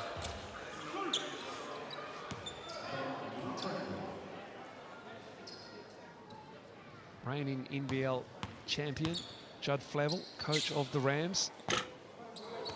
As Jamal Brantley misses the first. It is competitive again this season. Look at the game coming up next between the Hawks and the Sharks. Sharks have already lost an import. this week. Josh Turner's gone. Hawks welcoming back influential players by the likes of Jordan Martai. Pick up wins on the road early on. They're doing well as Tama Isaac does really well. Skipping through the lane and spinning to finish. That gives the Rams a 1-point lead. What a quarter. This underdone unit showing nothing but heart. No Max Darling, no Lachlan Albrecht, to name a few out for the Rams. And again, it's Farronson in the mix. We've got a break opportunity. Might be thinking 2 for 1 here. If they do so, they need to do quick. Tied up by Isaac Davidson, but Farronson gets it back. It's Vano, Christian Vano on the break. Taylor Britt with the contest. And he wants the armbar from Vano Cole, but he's not going to get it. Late whistle. Vano already on the floor by the time that one was blown. Take another look at it, see what Taylor Britt's talking about with that armbar, and that is not a foul on Taylor Britt. There was an armbar there. He did not create any of that contact. That is all Vano coming into his arm. So he's well entitled to his cylinder, and offensively, Christian Vano came out of it. But Taylor Britt's explained it to official Ryan Jones, and now he moves on.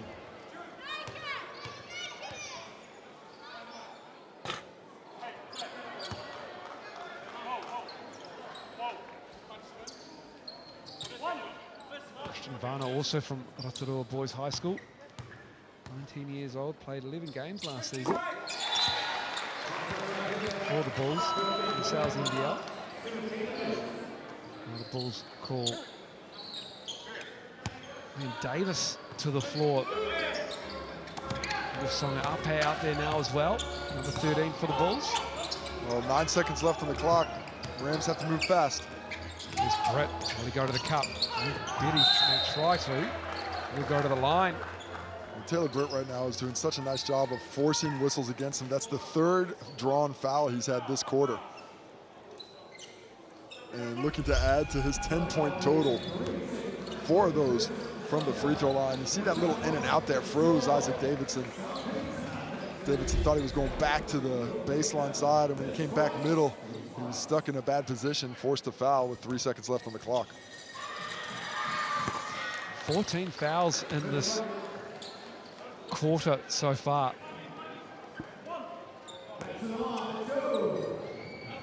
Not the cleanest of quarters, but the scrappiness can be enjoyable too. 3 seconds for the Bulls to find something. Luther Muhammad, will he save his field goal percentage? He won't. And he has a crack, and that'll do us for the first quarter. It's the Rams with a 2-point lead after 1. We're back after the break with the second quarter.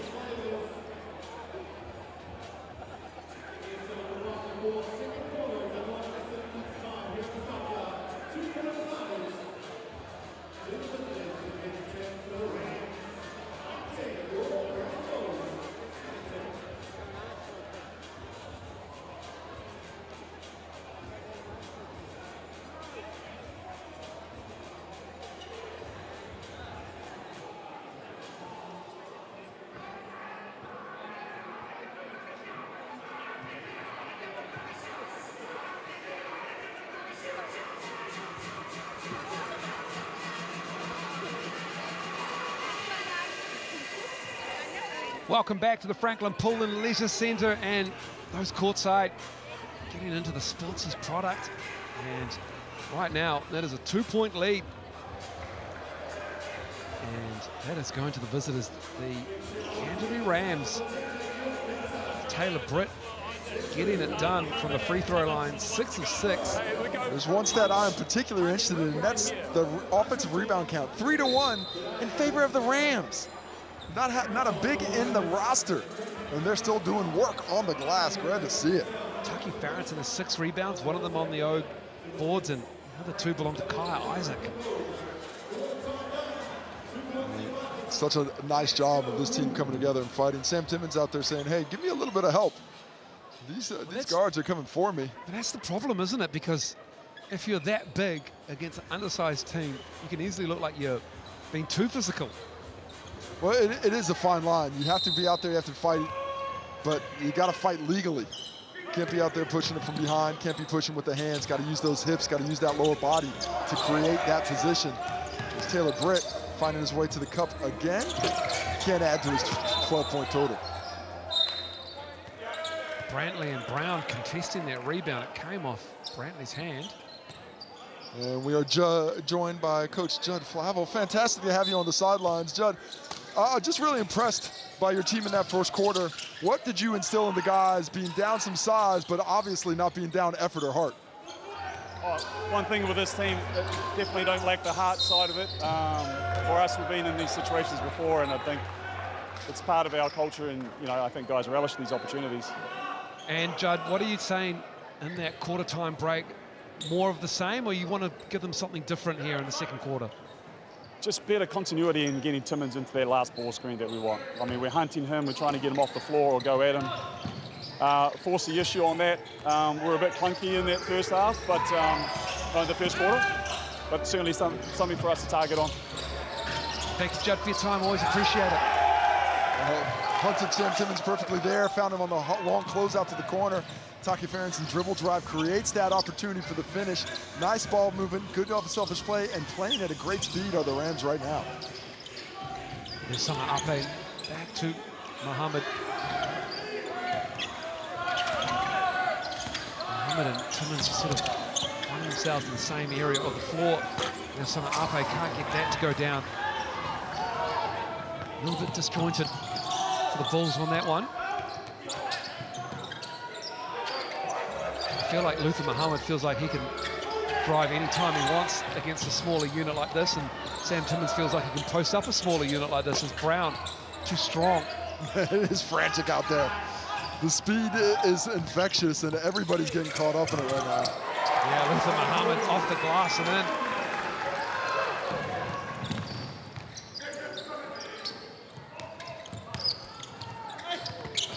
Isaac to his little brother. And he spins, trying to get through Brantley, who does really well. It's tipped out to Farrington. Takes a 3, falling away. The new shot clock. And Rams got to stay aggressive. That aggressive mindset's what has gotten them into this game so far. They need to stick with it throughout. Russ Batch for 3. Timmons lucky to get away with a push there.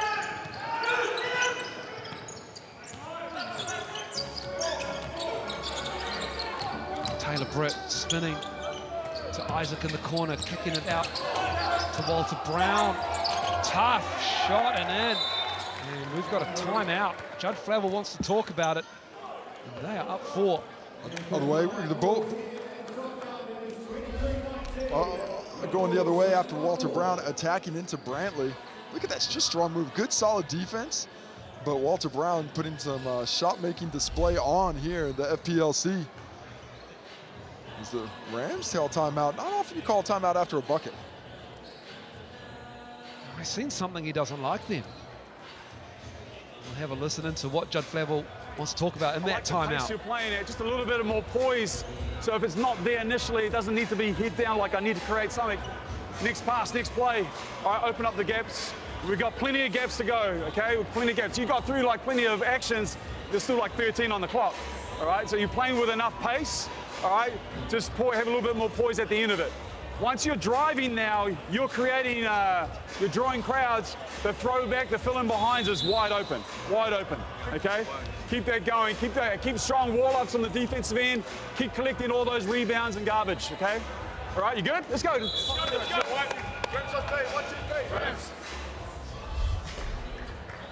And you can understand if you're the Bulls. Did Sebastian Glenn call timeout as well? I know we keyed a timeout for the Rams, but as you pointed out, then Casey, off here, you can't call a timeout if it's not your ball. You can't do it on a make. This isn't American basketball. FIBA rules down here. So on the scoreboard here, that is one timeout down to the Bulls. So perhaps Glenn did call timeout. Anyway, we're back underway. Either way, there was a timeout called, and we're all settled now. Everybody got here nice and early to the gym, ready to go. So true. We know what's going on. Excellent time management. Yasonga up at Martin, good defense. And Miley lost it, got a bound, and it will be Rams ball. We've spoken so much about the Rams and what they need to do with this lack of size, but we also need to talk about what the Bulls are trying to do with that size. They are really aggressively trying to attack and mismatch. I think they need to do a better job of staying within their flow, doing the things that they normally do. Right now, I think they're trying to force the issue, and it's costing them on that end. Aronson drops that down. Woo. Little drop of the shoulder, elbow there to create some space on Timmons. Lovely little play there. Luther Muhammad. And he misses that. Timmons with the follow, and it goes out of bounds, and it will be Bulls ball. 6-point lead to the Rams early. Spreading that floor out, essentially going 5 out right now. A lot of driving lanes everywhere.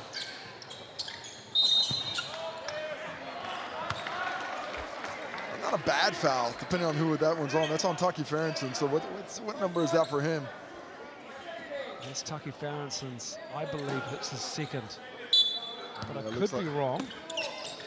It is his second. This is his second personal foul, so a good foul at getting that one early.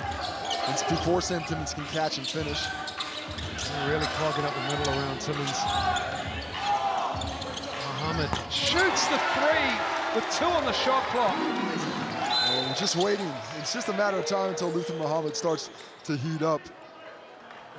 34 points in 34 minutes in game 1.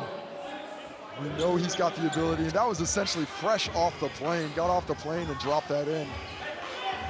So he's looking for a little bit more opportunity with the ball in hand to try and attack this Rams line of defense.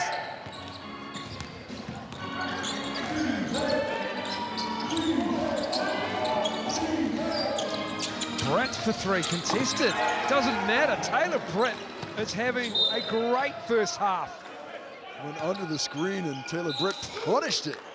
I mean, had a fantastic first game up, 20 points. I think it was like 7 rebounds to 8 assists, 9 assists, something like that. But already up to 15 in this ball game. What's up? He is just really putting this offense on his shoulders. Nice patch in and out. Halfway down. Great look. That's a look they will certainly take all day long. EJ Walker in the game now for the Rams, and Timmons blocks that shot from the weak side. Man, he closed some space to get that shot blocked. It's Walter Brown. And look at Sam Timmons. Gets another one. Miley is hobbling after going on the floor. And Rosvach at the other end misses that. There's a lot of contact in this game, but the refs are letting those drives to the tank go. Taylor Britt somehow gets that to the corner as he is hammered. Miley. Oh my goodness. Absolutely body slammed him. Oh my goodness, that is. It's like he is WrestleMania, SummerSlam out here. Taylor Britt is not looking in the best of shape after that one. That could be some ribs. I mean, he comes in afterwards. Oh, I mean, that's verging on unsportsmanlike for my money. I mean, there's no play at the ball there. Completely takes a guy out and then lands on top of him afterwards. And I think pretty fortunate he will be if that isn't called unsportsmanlike, but I think they're discussing it now. I think they are. To left of the screen there, Brad Clive and Ryan Jones. discussing. Mikey Graham and Ryan Jones. Excuse me, Micah Graham and Ryan Jones. My apologies. So we'll see what it comes with. Going to go discuss with Brad Clive as well. No, I mean, there was nothing unintentional about it, but the way the call is made, there wasn't a play for a ball, and it is just called as a common foul. 2 shots to Taylor Britt. It was more clumsy than unsportsmanlike, but you're right, there was no play on ball. But it was what happened after the fall, which isn't really his fault. But it is a bit strange that it's 2 shots, because he definitely passed that to the corner well before he got that contact as well. So I'm not.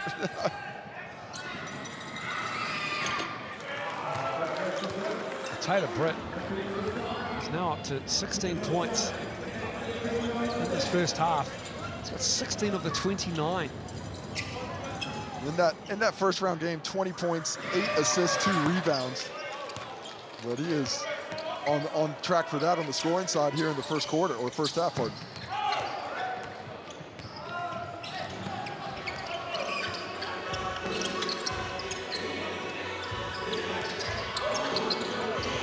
There's Songa Ape. Mohammed, 8 to shoot. He's right, clogged the middle. And that's a tough pass for Brantley to corral. I think the speed with which the Rams are playing has just got this Bulls team rushed. You want to play quickly, but not in a hurry. And right now, they're looking hurried. They're not taking advantage of their physical gifts out there on the court. Instead, they're just a little rushed, not looking for the things they should be looking normally. So 8 points the difference right now, and the Rams, calm and collected. The Bulls need to find some answers.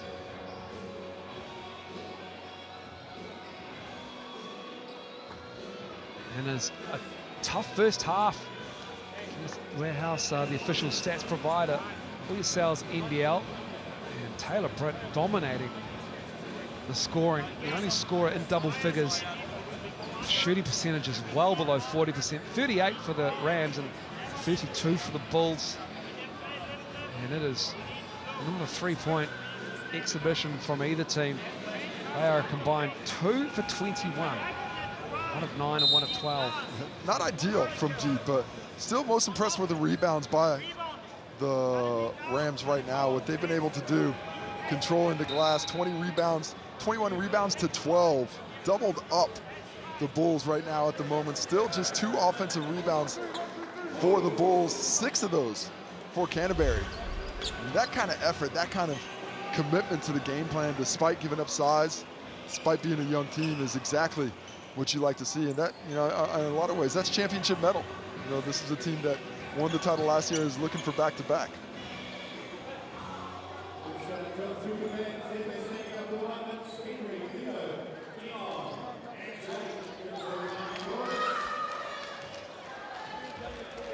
Order Brown will get us back underway.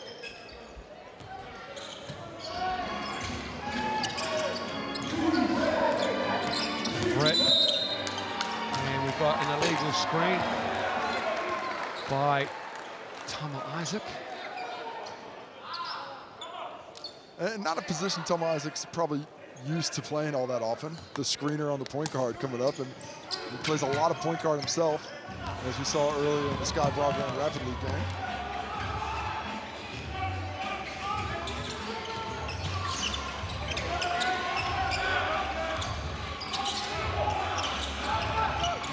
Ball not really moving. Isaac again picks up the foul. Dispatch, heady veteran play there. Sells it well. Good solid drive. Tom Isaac just a little out of position. And this Rams team, see that little jab step that froze him, and then when he dribbles to the middle, Isaac's just a little bit out of position. And he picks up his 3rd personal foul.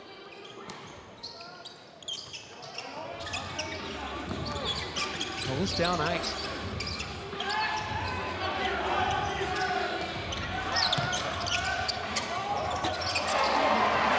Luther Muhammad stroking that long too. Just a 2nd field goal. All class there. Coming off that little shimmy, little shake. And Taki Ferguson misses the dunk, and fortunate not to get teed up there, but a lot of bodies beneath, so he protected himself hanging on the rim. Brantley with the reach in. Well, Taylor Britt, I think, was feeling that was an N1. Looked like he picked it up before the whistle was blown, but they're saying the contact happened before that.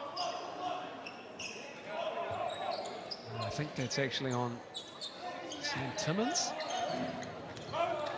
Here's Britt. Timmins, the defense affecting that Brown attempt. Had 2 blocks a couple of possessions ago. He certainly deterred that one. Nice one-on-one defense on the dribble. Luther Muhammad to Brantley. Brantley lost the handle, but it was fouled by Walker Jr. MJ Walker picks up his second personal foul. Hasn't played a ton of minutes up to this point, but back in the game there, a bit frustrated by that whistle. We've got a timeout to the Rams here. I think both teams need to focus just on the play, let the calls fall where they may, because the frustration for both clubs seems to be rising, but on the things that you can't control. So you don't want to focus on those things. You want to focus on the things you can control. When you get caught up in officials, when you get caught up in calls, that's when things start to get difficult. 30 plays 24, 3:57 to go in this first half. This is the Sunday afternoon game and Sunday night game after this one. The Hawks and the Sharks live from Napier. And both need a win, those two teams. Sebastian Gleam. Everybody needs a win at this time of year. You're just waiting for those wins to come your way.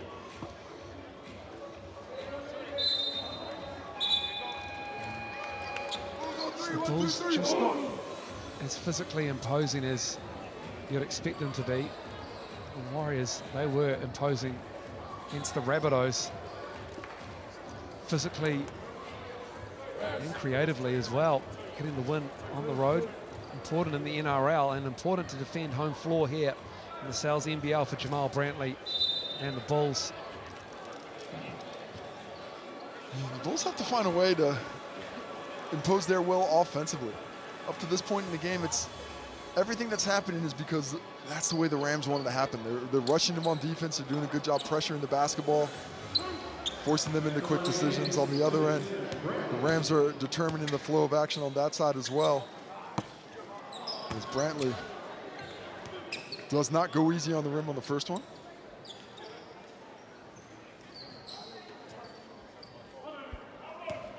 Brantley about to shoot his second. 5-point lead now for the Rams. 3:57 to go.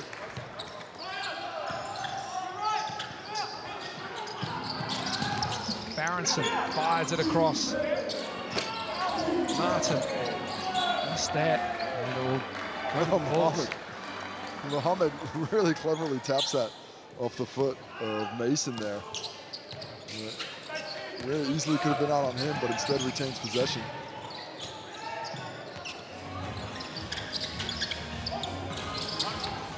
Great position from Timmins. Puts it up and in. Sam Timmins wants the contact. A little short on the lob passes, Brantley, but Timmins didn't wait for it to get to him. When he got it, he collected it, and that's where he gets the bucket. Barronson in the corner. Tipped by Rosbach. Look at the effort by Sam Timmins right now. He is a one-man wrecking crew on the glass. They've shifted a gear here out of that timeout as Muhammad takes the long two again and strokes it. Analytics be damned. He's not getting to the cup, so he's happy just to pull up with that nice-looking stroke there. And the Rams are going to have to adjust their defensive game plan on him. He's starting to find that rhythm from the mid-range. Britt looking to step through. Oh, Britt might have just twisted his ankle there. He's on the floor and he does not look 100%. Yeah, he did. He just tweaked it, but he's back up and running. Davidson puts it in. And you can feel the tide starting to turn. The crowd feels it too. They're getting a bit more excited. Rams really need a bucket to stem this flow. Taylor Britt is going to guts through it.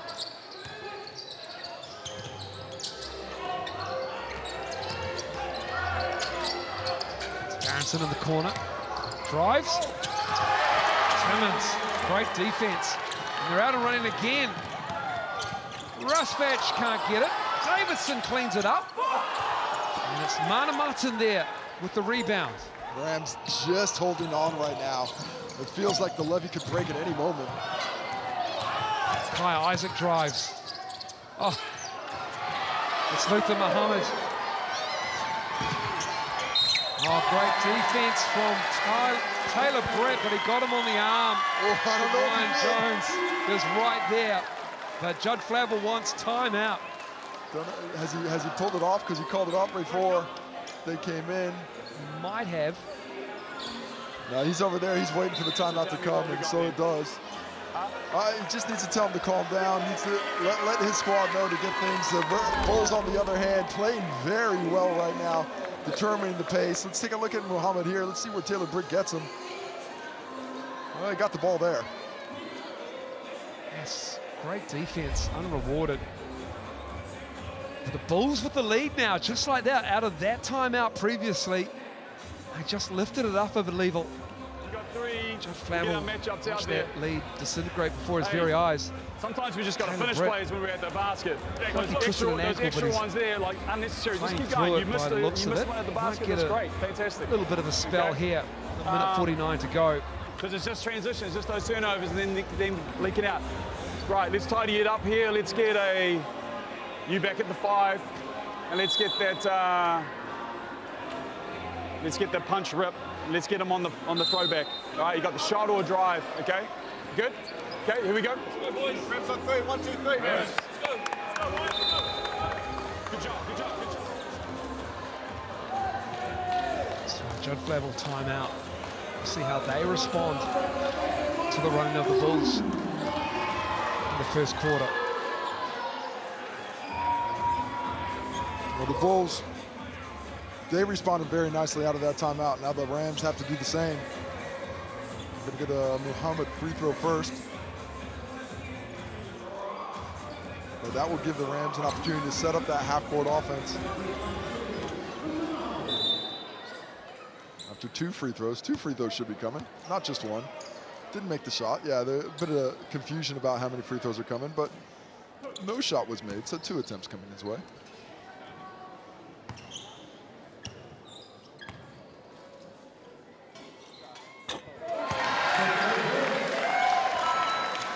Muhammad. He stepped it up here for the Bulls in the back end of the second quarter. 13 points. It's up to 15 now. Well, he knew a player of his class was not going to be held down for long, and he's starting to find it.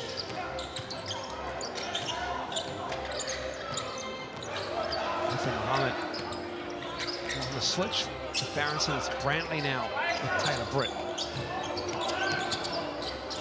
Mana Martin left alone. Brantley pulls down the board. 3's not going well for either team. 1 for 12 for the Bulls, and now that's 1 for 12 for the Rams as well.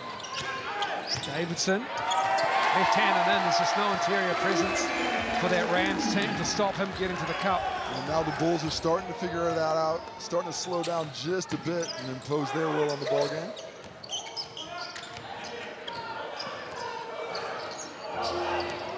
Taylor Britt using the Thomas Isaac screen. Oh my goodness. Taylor Britt in his bag there. Nice use of the fadeaway to create that extra space.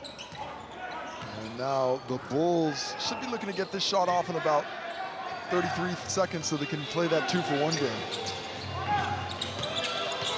Muhammad tied up by Farrington, the long arms of Tucky Farrington. And he's going for a 2-for-1. Chased it, Muhammad cleans it up. And the Bulls will have a difference of almost 7 seconds between the game clock and the shot clock. I don't mind that shot there. You know, it creates that 2-for-1 opportunity. And, you know, if you're the Rams or the Bulls, you're thinking at some point one of these threes has got to fall.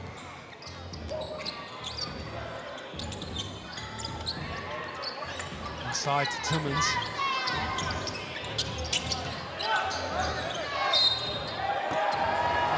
Davidson will shoot 3. Oh, got him reaching. Hand caught in the cookie jar. After such an impressive first half, where the Rams were really stringing together, just at the end here, the water's starting to leak over the levee, and the Bulls starting to take control. A chance here to come in with an 8-point lead at halftime if Davidson hits both and they finish it with a stop. And that is not indicative of the way this game has flowed up to this point, but that's what the score sheet says. Clean on the second.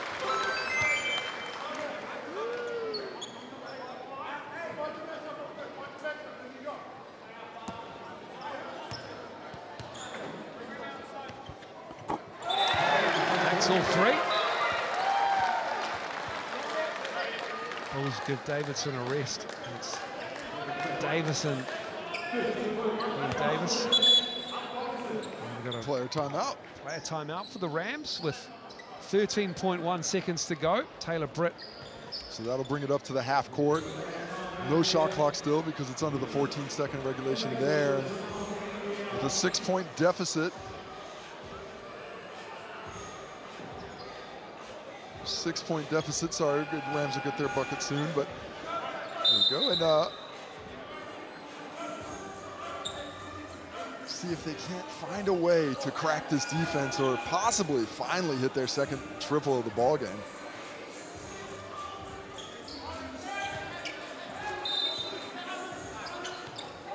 See what they run here. Taylor Britt. Plenty of time. Aronson. Wide right. And then we got a Bulls player timeout. Well, Brantley didn't call the timeout, though. He couldn't have called the timeout, so that... I saw his teammates were calling the timeout, but the player timeout rule is the player with the ball has to be the one calling it. Oh, man, we've let things slide in this first half already. I don't know why you've got to be a stickler for that stuff. The rules. Why do I pay attention to these? We've seen things. But it can be called orally as well. It doesn't have to, you don't have to signal it. Yeah, well, if you're grabbing the ball and you have possession, you just yell timeout, sure. So take another look at it. Big rebound. Doesn't have possession yet. And then he has it. Is he calling the timeout? There he is. He is the one calling it. So good job there by the officiating crew. And now we're going to have, I think they're going to talk about how many seconds are left. No, sticking with 1.2. And that's that. Oh, yes, Sam Timmons. Give it to Luther. And we got a foul. No, that's it. I thought there might have been contact on that Luther Muhammad drive, but it wasn't. There is time here. Halftime, 38-32. It's the Franklin Bulls leading the Rams by 6 with a strong finish. Led by Luther Muhammad in this first half, 15 points. Taylor Britt was excellent with 19, and Taylor Britt is with Casey now. Well, Taylor, all fighting that first half. Great job in the first quarter of getting your game plan. What happened in the second quarter where they started to find a bit of a flow? Yeah, it just started to bleed a few points. Fouls again, same as last week in the first half. Too many fouls, too many free throws. Got to keep our hands out, play off our chest. And then looking at the three-point shooting, not going your way right now, what's the key to finding a little bit more space out there so you can convert those opportunities? Just heat on the rim. I like it. Good luck in the second half, and I've got Luther Muhammad coming up now. And Luther, tough first quarter where you guys didn't really find that flow. What changed in the second quarter where you guys started to play with a little freedom? Really just sticking to our defensive principles, offensive principles, and just taking our time and getting comfortable within a game. Not often you're playing against a team without a big. There's 5 guards out there. What's it been like for you as a player and you, the Bulls as a team, to trying to adjust to that and take advantage of it on the court? It's definitely been a bit of adjustment, but I believe we just stick to what we practice. We've been practicing it all week, and basically just sticking to that, sticking to the game plan. We should come out fine. Appreciate the time. Good luck in the second. We'll be back after the break from the Franklin Pool&Leisure Centre to talk about that first half. A bit of a back.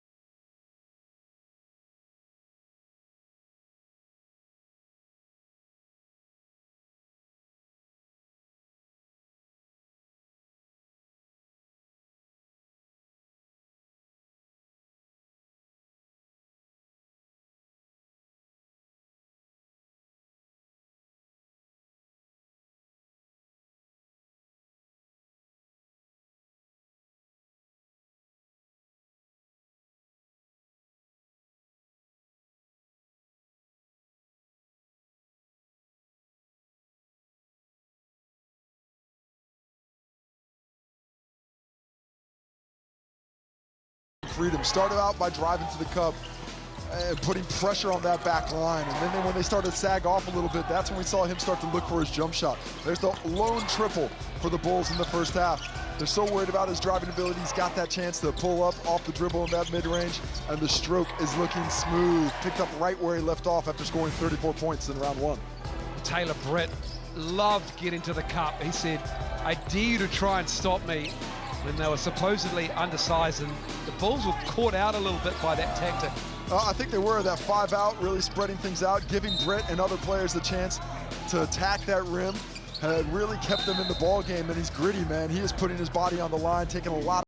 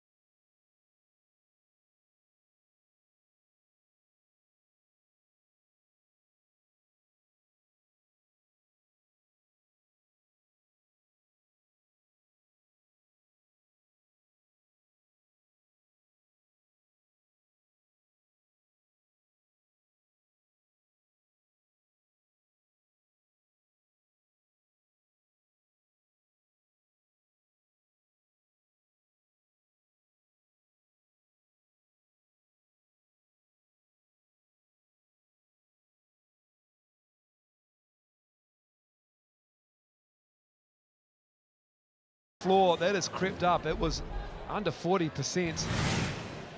31% for the Rams. Sam Timmins, we expected more rebounds out of him. They've done a really good job to have the Rams on Sam Timmins. Well, you see every time he catches the ball how many white jerseys are around him. There's 3 players around him at all times, but he's done a nice job of taking advantage of the opportunities when he's got them. Only 6 shots, or 6 points, but only 3 shots. His teammates are trying to find him with the basketball, but it's been tough. He has protected the rim very, very well. 2 blocks and a few more intimidations on top of that. He needs to continue doing that, but I would love to see him get some input on the offensive glass. Just really refuse to get boxed out. He's got such a physical advantage out there right now. They're coming into this game, I thought he was going to finish with 20-20. Credit to the Rams for the game plan, but still, I think he can have a bigger effect than he's having currently. Well, Judge Flavel always well prepared, and that's why he's the reigning NBL champ. One of the reasons, no doubt. And he stays hydrated.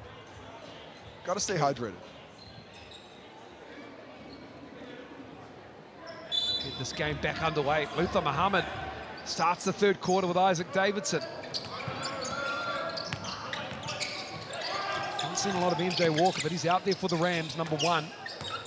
Ethan Rusbatch to Brantley. Muhammad gets a clean look. Oh, we got a 3-pointer. Oh my goodness. The 2nd of the game from Muhammad.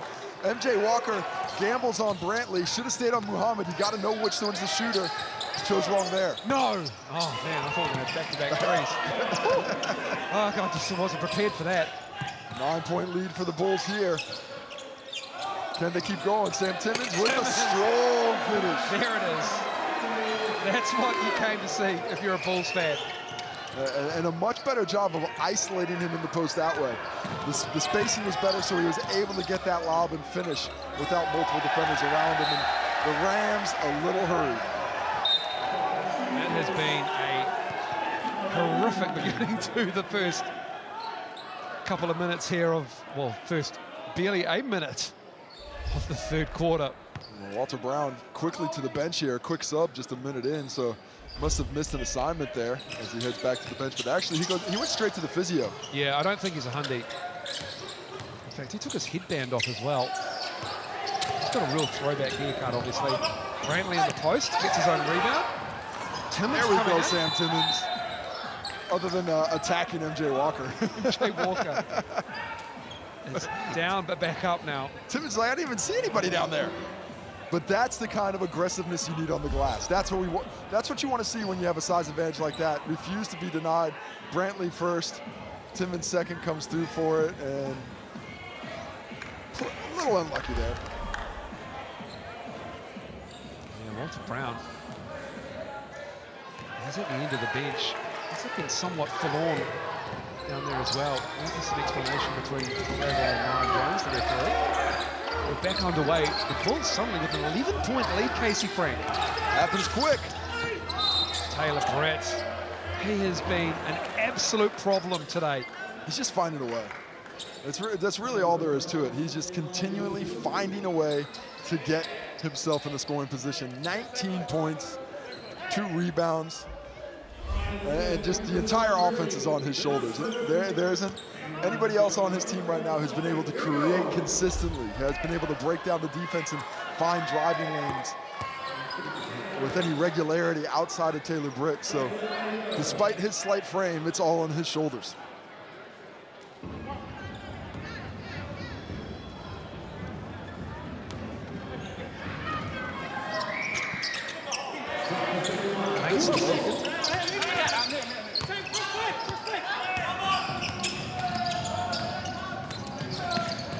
Rams need to get the Bulls sped up, see if they can get them a little flustered again like they did earlier.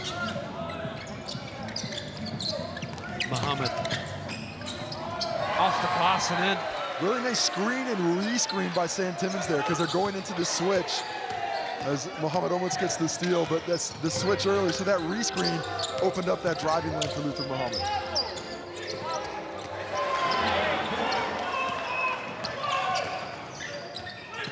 Shot quality dropping to just a little bit for the Rams. Muhammad looking at Brantley. Driving it, summarize it. Good defense from the youngster. Isaac does well. Giving up a bit of size. Similar frames, though. Isaac a few inches shorter. Does a nice job putting his chest right in the middle, and look at that strip down. A little bit of hand. That one might have gone Brantley's way. Rusbatch, long two. In and out. Yeah, it's not a shot you expect him to miss. It teed up, but couldn't get the drive in the fairway. Knocked out of the hands by Isaac Davison. Ethan Rusbatch, uncharacteristically 1 for 8 in this game. Timmins spinning on Isaac. Deep on the baseline. Gives it the too little. Sam, you can't call too little when they are too little. No, that's the time you do it. No, but it's so too little. What are you doing? They're all too little. He knew that all game. There's no big who's not playing him. Kyle Isaac's doing a great job staying out of foul trouble, and then he bullies his way. He needs to give it the too little. Give it back, Kaya. I like it. I like it a lot. So go back to the well. Give the big fella another chance to say too little. Let him know about it. Muhammad. He loves a long two. He's comfortable in that mid-range, but Kai Isaac does just enough to deter that jumper. Aronson. That's Kenny just unlucky with the roll. Rams need to start beating the Bulls with the pass a bit more often. That's a charge. Come on now. Isaac Davidson, Taylor Brett just waited for him to make his move. Well, Isaac Davidson, he was looking for the pass the whole time. He decided really late on the shot, basically because he had to. But Taylor Britt just sat there on the train tracks, took that one right in the chest, easy call to make. I'd like to see the Rams speed up, but with the pass in the half court, get that ball going side to side, force the Bulls defense. And the Bulls, I'd like to see them slow down. They don't need to be in this hurry.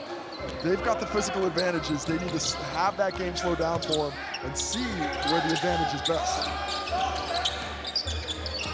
Still no movement with Walter Brown on the end of that Rams bench. Miley pulls down the rebound.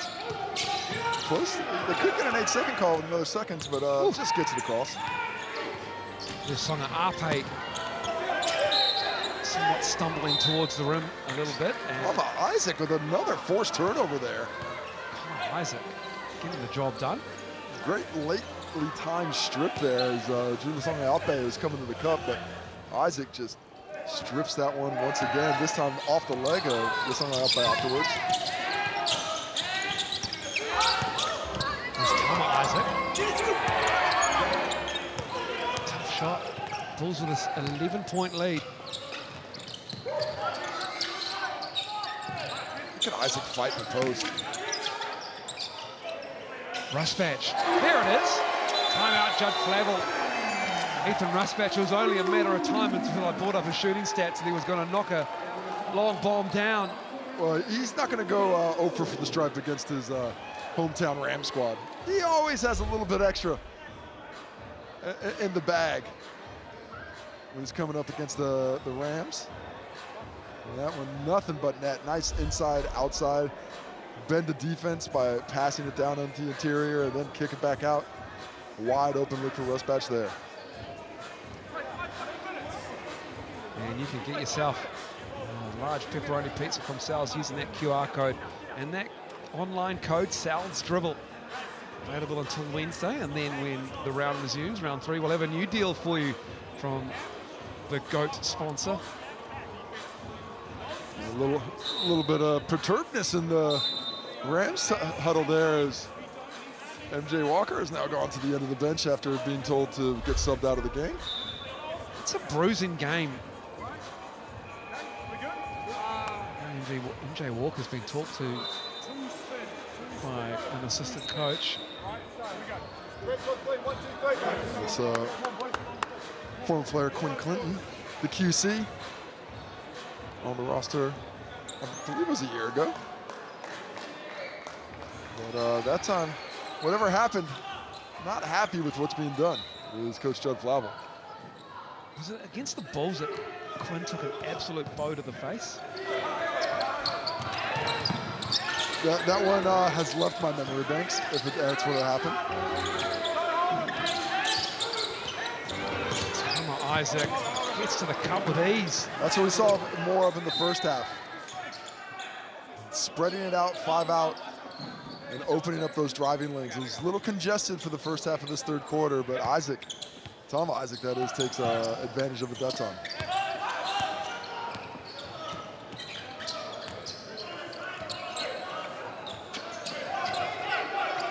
Muhammad, mismatch running down, turning the corner, and Timmons on the glass.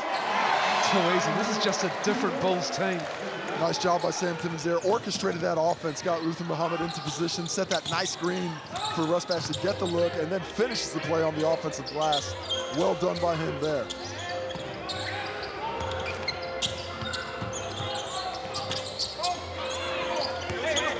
Rebounded by Davidson. Rams have not been able to make any inroads on the offensive glass here in the second half. Just one in total. The Bulls starting to lift up in that position. Sam Timmons, 6 points in the first half, already 6 here in the second. Double-double, 12 points, 10 rebounds. Looking to add to it.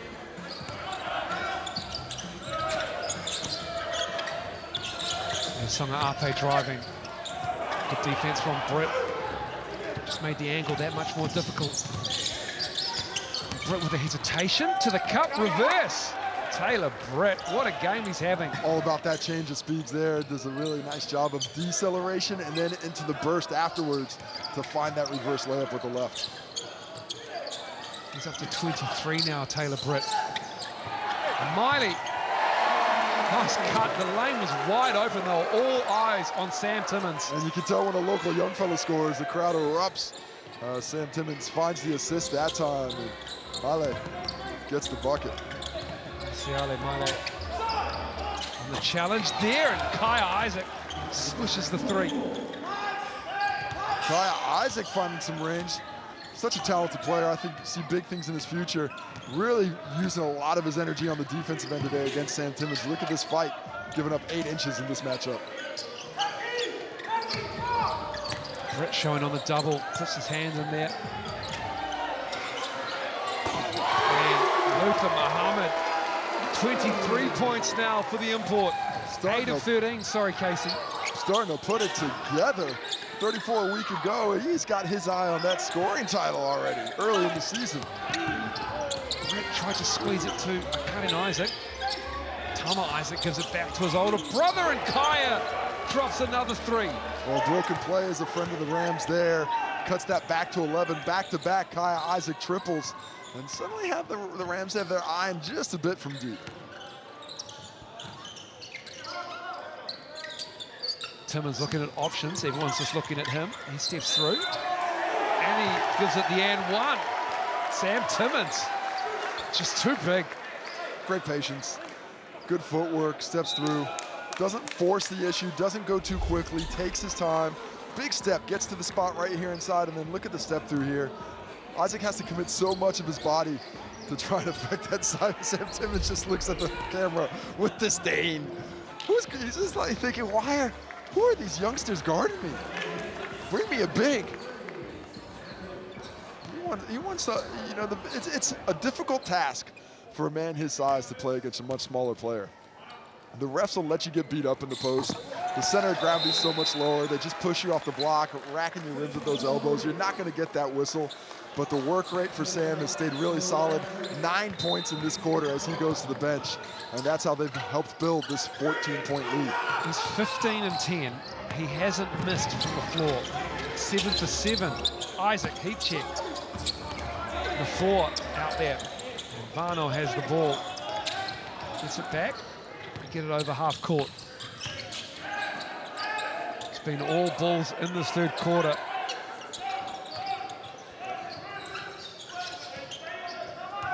Rams looked good in the first quarter. They had the lead. And then it's just pouring it on. The Bulls in the bench mob right now. Siale Male with the spin move and the bucket. 4 points here in the third.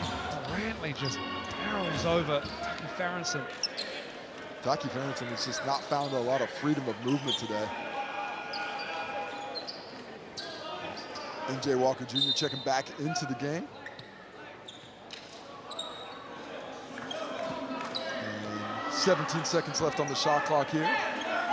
As Tama Isaac's gonna kick it back in.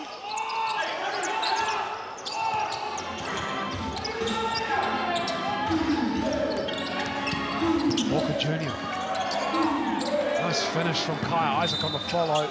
I like that from Walker Jr. there. Fouling Tama Isaac. That's gonna be 2 free throws, I believe. Are we in the bonus just yet? 4th on Tama Isaac. No, not quite yet in the bonus. But I do like that from MJ Walker. You know, he's had some issues on the bench, but comes in aggressive right away. Doesn't get the bucket, but creates the opportunity. And you like to see that mental toughness on display early in the season. Judd Flavel going to his bench again. This time it's Josh Nickel answering the call. Tama Isaac with that 4th personal foul, so he's played well, but gonna have to save him a bit with the prospect of him falling out shortly.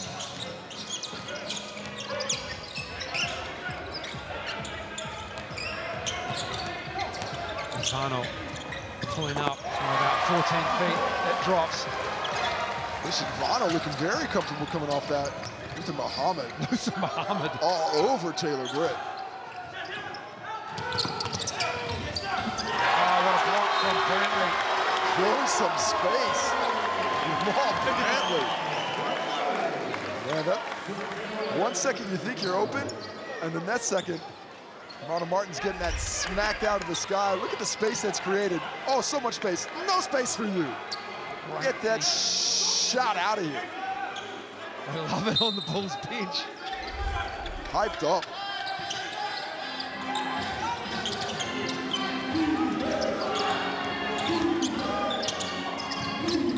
Tough drive from Walker Jr. Well, he's determined right now. He's trying to change that narrative of what's ever going on over there. He's come back in to put in some work.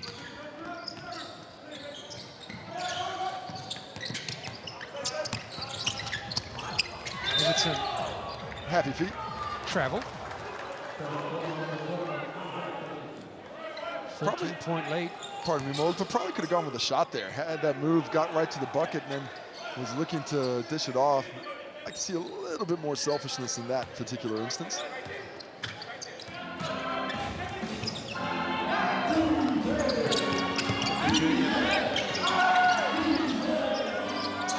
Too long on that 3.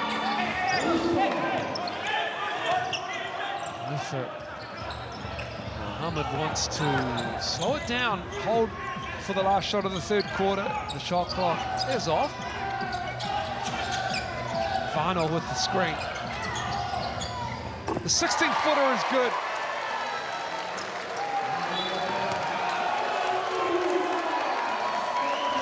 Luther Muhammad gets that ISO, finds his spot, elevates, and drains the 2 to close the 3rd quarter with the Bulls leading by 16.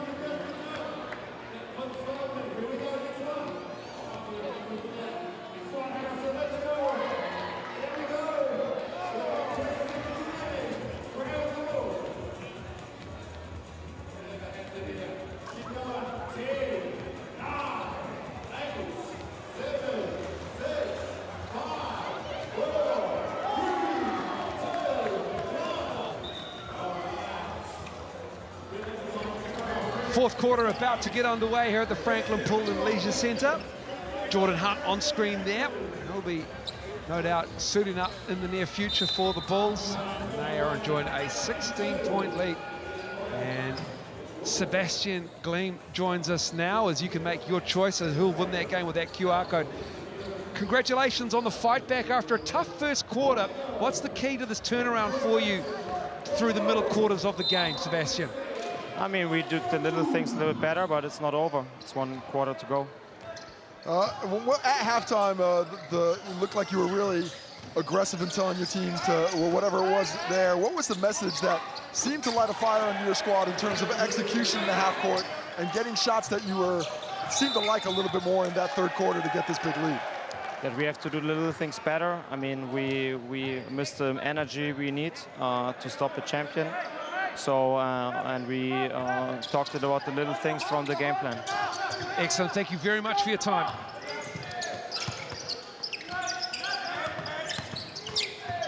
Back underway here with Junior missing that.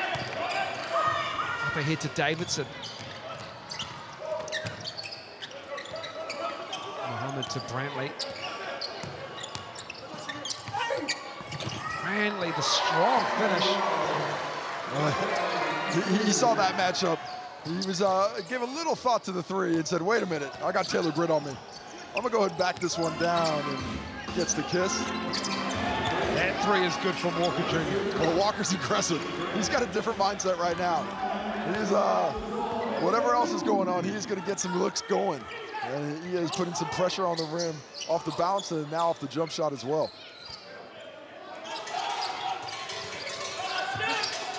Skip past Ivano. Timmons bats it out. Mohammed has it. And a new 14 to work with. Why not pull up on that long two? And they get it back again.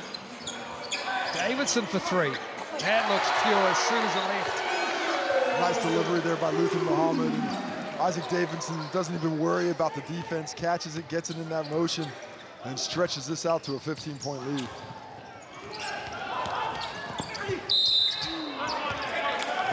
MJ Walker is going. If he's got the ball right now, you can just go ahead and build the wall. Because that one, unless there's a quadruple team coming his way, it's probably not going out. And we've got a timeout coming up. So the timeout will go up, but we'll have a free throw first. Walker Jr. Tough first game.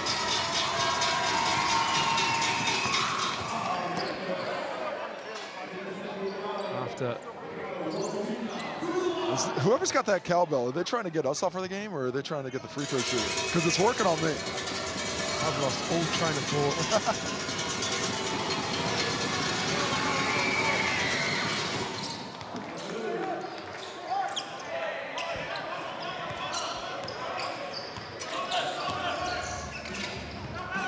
Last match. Timmons.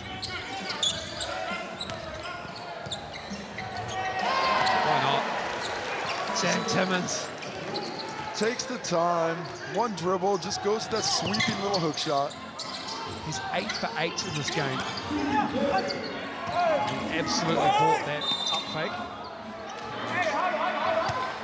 Nickel is fouled. I think that's MJ Walker Jr. on the tip shot, I believe, on the weak side. We were a bit obscured from our angle. But you see the shot goes up, and then Walker Jr. there gets hit in the head by Sam Timmons late. Gotcha.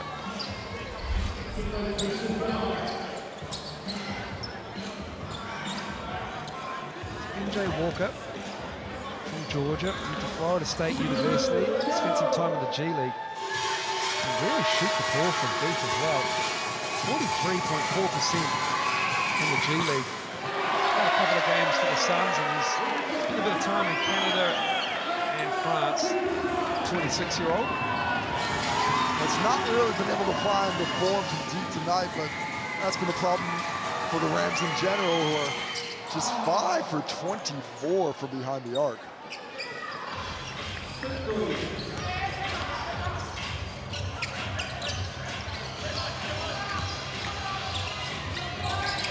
Timmins. Finally misses one to Sam Timmins. Rosbach bats it out. And there's Timmins. Trying to barrel through. He gets that to drop. Sam Timmins very fired up as he scores his 17th point of the game. 19 now, 9 of 10.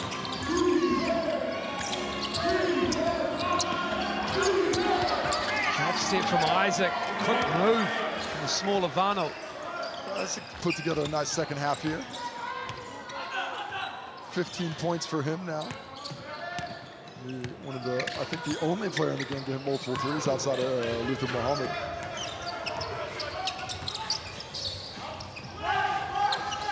Timmins with the high post. Ball moves to Rosbach in the corner from Brantley. That's great ball movement. Hit that high post, excellent cut from Brantley, and then the extra pass to the open shooter. Rosbach delivers. Tama Isaac, he answers with a three of his own. He's had that look a couple of times, and he's finally able to get that one to drop. Still within touch distance. And the Rams can string a couple of stops together here.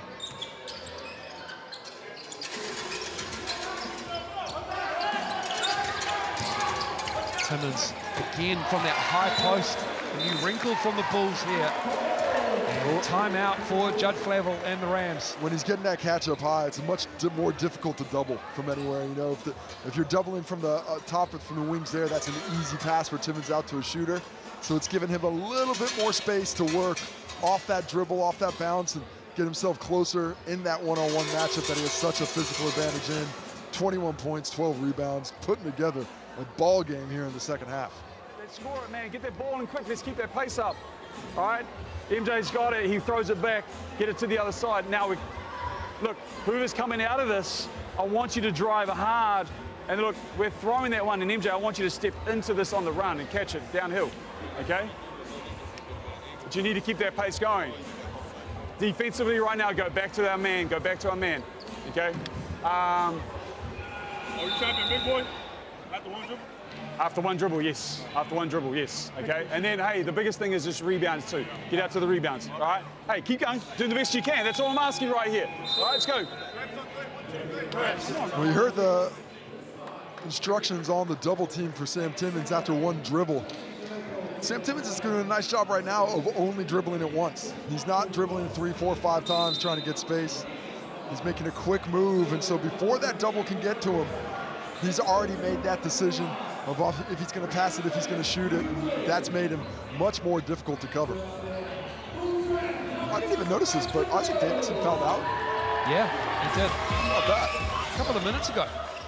14 points, 3 rebounds for Isaac Davidson. Steal. Block and 4 turnovers because it's not Disney. With Timmins. Slaps that out of bounds. 3 blocks for the big fella now. Might have been a bit of contact on the drive, but Walker Jr. does not get the benefit of that whistle. Walker Jr. certainly felt like there was contact. Sam Timmins tries to pop the ball on the backboard as Taylor Britt, in this play there, got himself an N1 opportunity.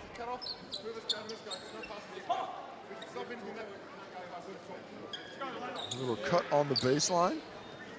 Straight out of the out of bounds with the quick action and makes the bucket. Now a chance for the old fella. Sorry, missed the bucket and now a chance for a couple from the strike.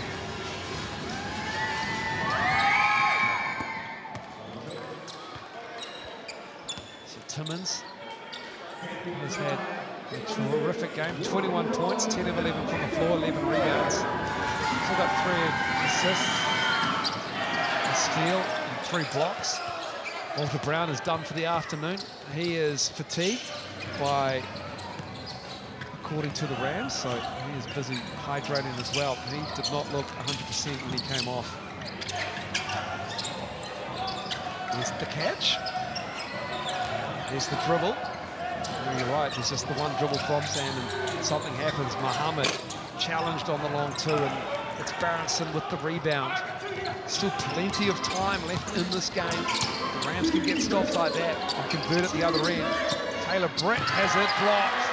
Timmins with another stuff as Brantley. Brantley gets the roll. And now it's starting to roll for the Bulls. That defense to transition, offense transition there, created by Sam Timmins' block, but he blocks and keeps it in bounds to give Brantley that opportunity.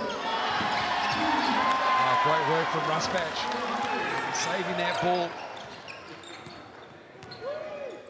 And no fouls from the Rams in this fourth quarter. It was fouls aplenty in the first quarter. These two teams felt each other out as Brantley knocks down a bomb. Jamal Brantley has refused to look at the three-pointer up to this point, has had plenty of space, but looked good there. There's Walker Jr. showing his pedigree from downtown. And Sebastian Glenn and the Bulls call time. Interesting timeout there. Obviously just want to clean things up, but up 17, well in control if they can finish this one with the same type of defensive intensity they've had up to this point.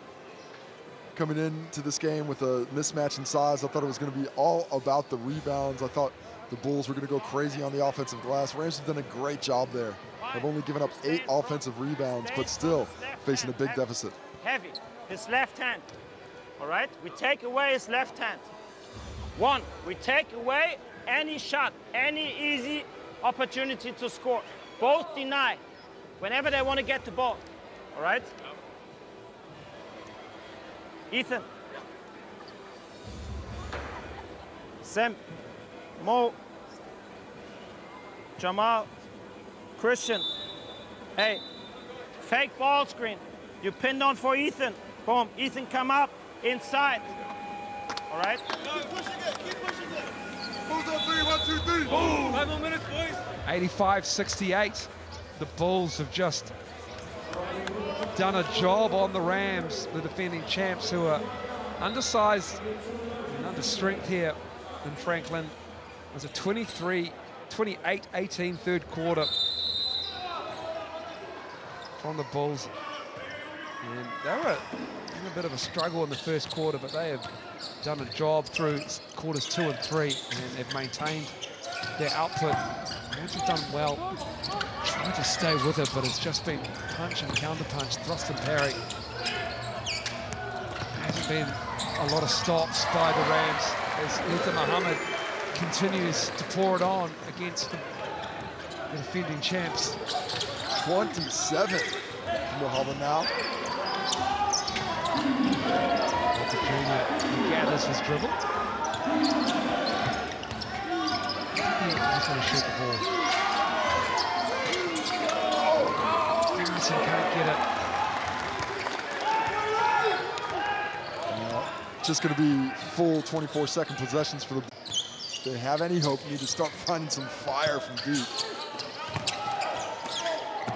Timmins stops. Kai Isaac with the quick hands. Aronson in transition. Knocks that down. Well, that's the first step. That's the first step, a stop and a triple. And another timeout. That's the second timeout in about 35 seconds there for the Bulls. As Kai Isaac made a fantastic play on the ball to take away that opportunity for Sam Timmins.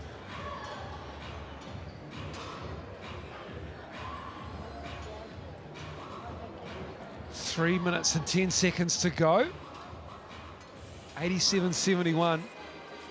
Kings Warehouse, the official stats provider for the NZNBL. Well, I've talked a lot about other things, but on 33 field goals today, the Bulls have 17 assists. Did a really nice job. That's an assist rate over 50%. You'll love to see that level of unselfishness. When you combine that with 12 turnovers, winning the rebound battle 37-33, and only 12 turnovers up to this point, they've won that possession game and give themselves a great opportunity to win this ball game against the undersized and slightly undermanned Canterbury Rams team, who has fought extremely passionately throughout the game. You'll be glad to know the three-point shooting percentages have climbed up. Franklin have a respectable 37%. Oh, that's solid. The Rams 30%. That's okay. I think they might be watching our monitor behind us, Balls. I think they are.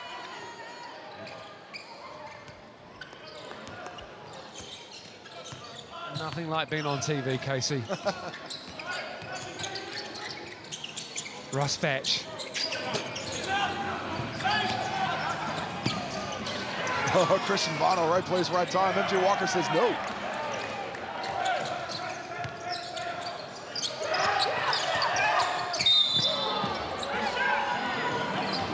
Jr. goes down. Coming downhill as well. 4th team foul on the Bulls. That'll be the ball on the sideline or the baseline.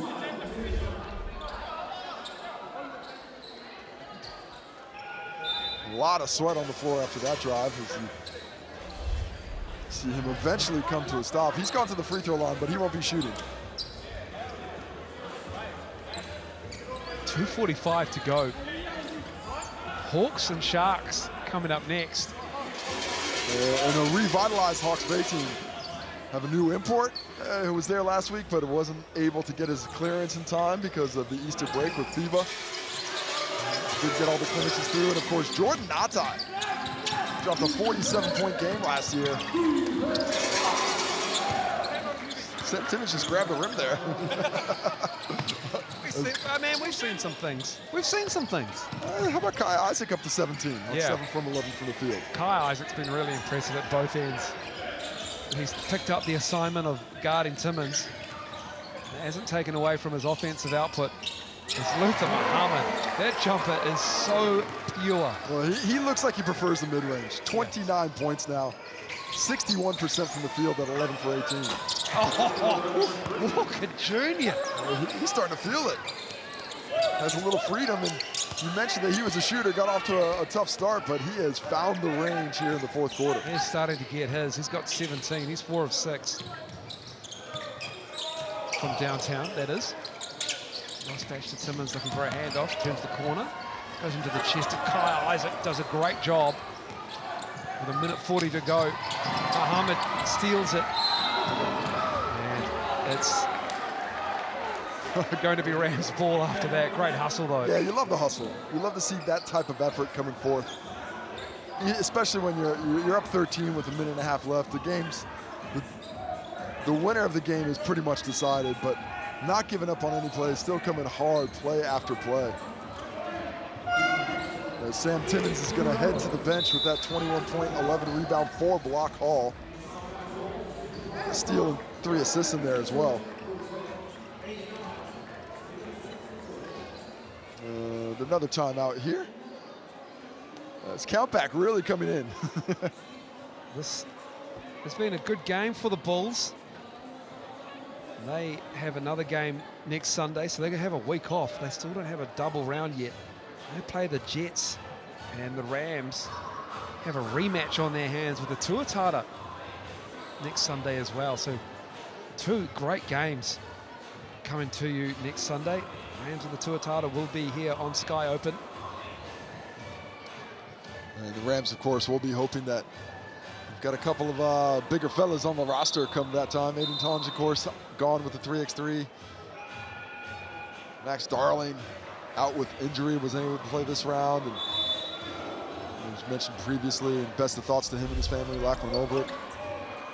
Unfortunately, attending to his family after the passing of his father. A very tough time for him, the 20-year-old. He's back for the funeral this upcoming week.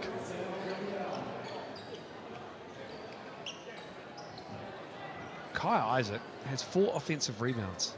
He's putting in work. 6 boards in total. A couple of tray balls.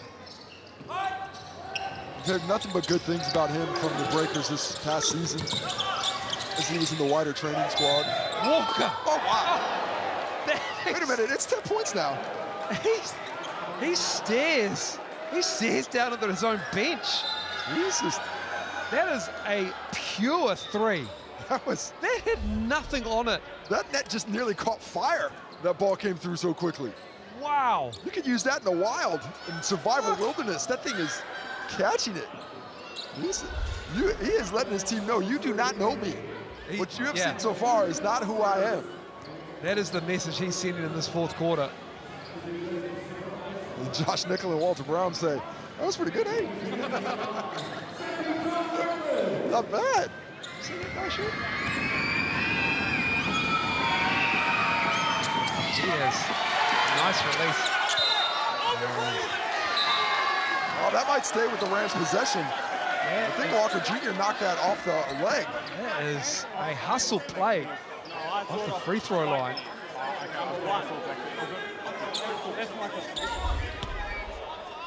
And it will stay Bulls. They had a chat about it. I didn't watch the replay. It was on the screen. I was seeing this conversation. It looks like, we only get one replay. It looks like it came off Luther Muhammad's leg. Yeah, that's what MJ Walker was saying. Oh, Taylor Britt just took a shot right into the jaw. And he is he's hot right now. He's a little bit upset about that elbow not being whistled. Luther Muhammad.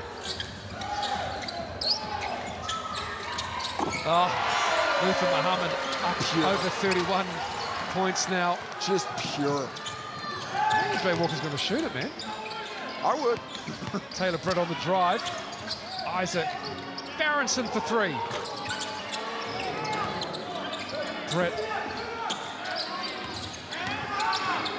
gets the drive. They need to extend the pressure. Just trying to extend the game of the Rams. Muhammad wisely sends everybody down the court. Oh, Taylor Britt with the charge. First foul of the quarter for the Rams. Taylor Britt. He felt like he got the charge call, but it is the block. Looked in decent position. Tough to get a charge that far away from the basket.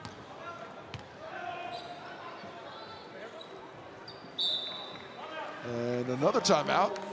How many timeouts are you? Well, however many they take it, please don't take any more. Both teams are out. Unless this becomes a three-point ball game, we don't need any more timeouts. 91-81. So I mean, it's always good if you've got a new coach and your coaching staff. You do want to take the opportunities during a game to have those talks, those corridors, so you can just tell everybody what you'd like to see happen here throughout the games, because you've got trainings, you've got runs, take practices. Sometimes it's just good to have another chat about things, you know? You just need to maybe just implement your in-game strategies more with the timeouts. And how are you guys feeling? How's the mental health? What are you thinking about with this 10-point lead you're trying to protect here? What should we be doing? But we jest, but that is what it's about. And every point does matter. I love what I've seen from the Rams. They could have gone away quietly, especially when it got up to 15, 18 points, but they continue to fight. And, you know, certainly at the heart of a champion. They're fighting through the Bulls. They've done their job today. They've come out. They've given themselves a nice lead late. And now they just have to take care of the basketball. And they will go home with their second victory of the season. Fans are rewarded with Darude Sandstorm as well. It's been a hell of an afternoon. 91-81.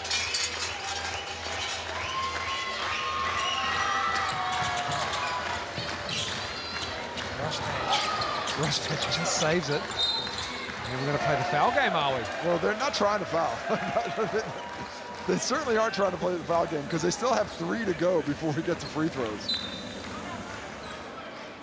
Almost had the trap up there in the corner.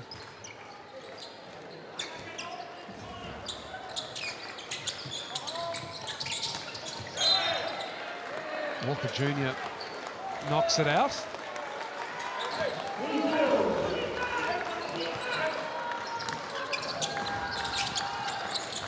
And Timmons gives it back. Looking for that trap, the Rams. And there's another foul there. Walker Jr. will pick it up.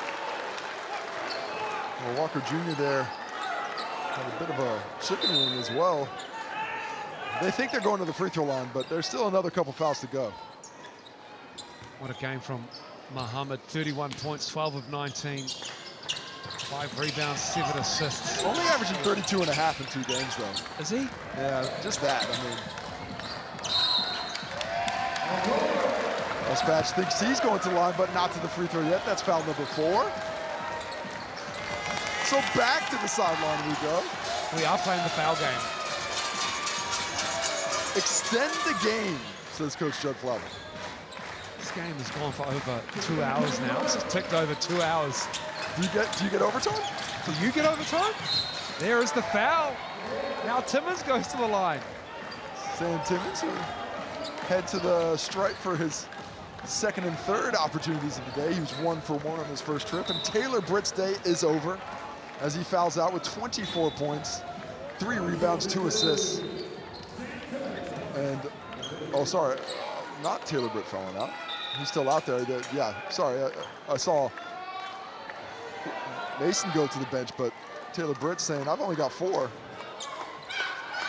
He's saying that is incorrect. I have 4. And he is telling the bench, you are wrong. Ryan Jones has said, no, you've got 5.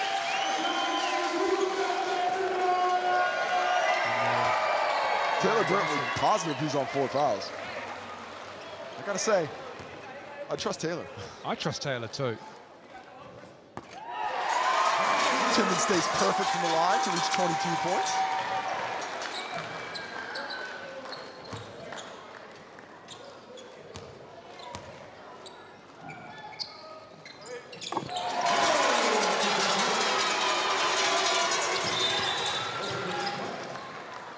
Substitution coming in. This is what the Bulls like to do. They like to give the young guys a go in front of their home crowd, in front of friends and family. So we've got multiple subs coming on, highlighted by Brody Perry and his mullet. Yes, sir. Who's got the best mullet in the league? Dan Greta? Brody Perry? Oh, Dan Greta. Liam Judd? Is a throwback. And we've got a player timeout. Do we get timeouts? Because we can call a timeout. Commentary timeout. This is not broadcast window friendly, this game. What is this, the NBA? Stretching this one out. I hope the Bulls call their player timeout as well. I think they will. I think they will. I think you're right. Because points for and against do count. They do count. As do the points for and against in the Sky Broadband Rapid League. We created this situation, now we have to live with it. This is our own doing. And that is not what they drew up. Well, just a misread there.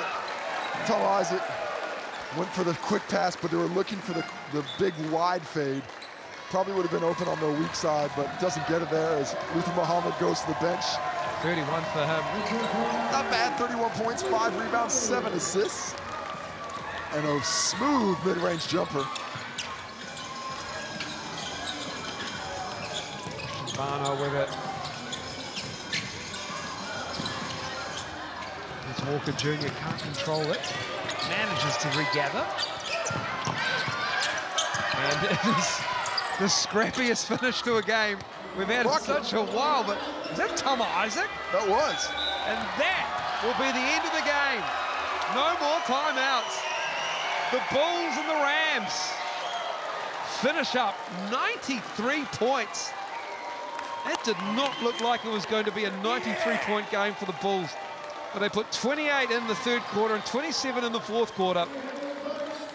And they beat the Canterbury Rams by 10 here at the Franklin Pool and Leisure Centre. Well, a solid performance by the Bulls, doing what they need to do. They took care of business. Tons of respect to the Rams. They did fantastically well, being a little outsized, a little overmatched. As we take a look at the Chemist Warehouse stats, your official stats partner, 54% from the field for the Bulls. Eventually can find a little bit of rhythm from both teams over 30%.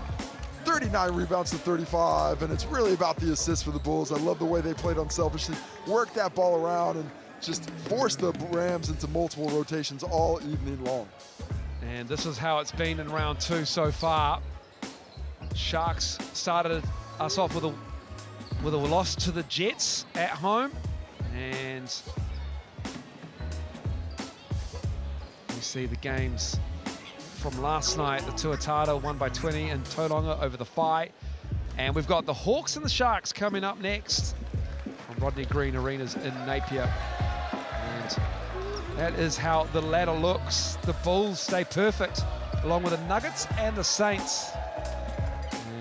Just their points percentage is not ideal at the moment. That may come into play as the 6 tightens up as we head through into round 3. The Jets and the Hawks will tip us off on Thursday night at Fly Palmy Arena. Giants and Tua tied up. The Airs and the Fire, and the Nuggets and the Saints, all great matches to come on Sunday. The Rams and the Tua tied up. The Bulls and the Jets, and then a rare Monday night game, the Sharks and the Saints in Invercargill. Well, it's all smiles for the Bulls here in Franklin. Coming up next, don't go anywhere. It's the Hawks and the Sharks.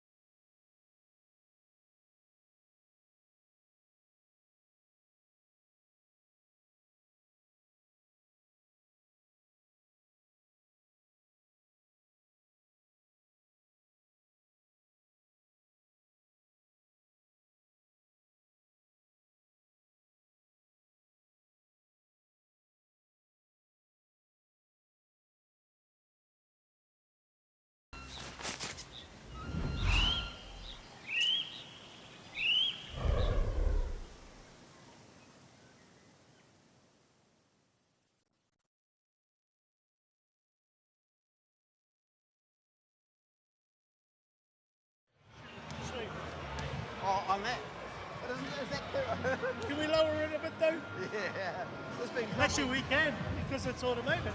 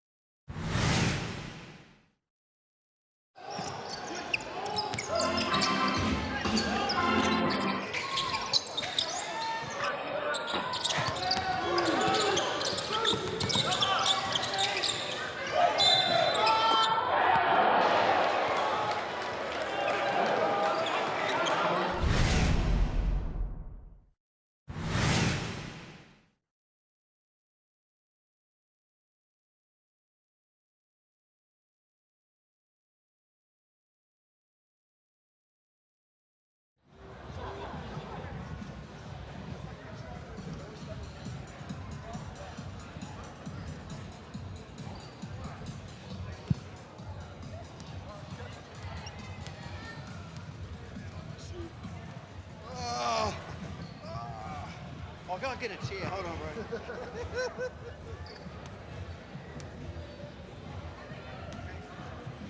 Woo.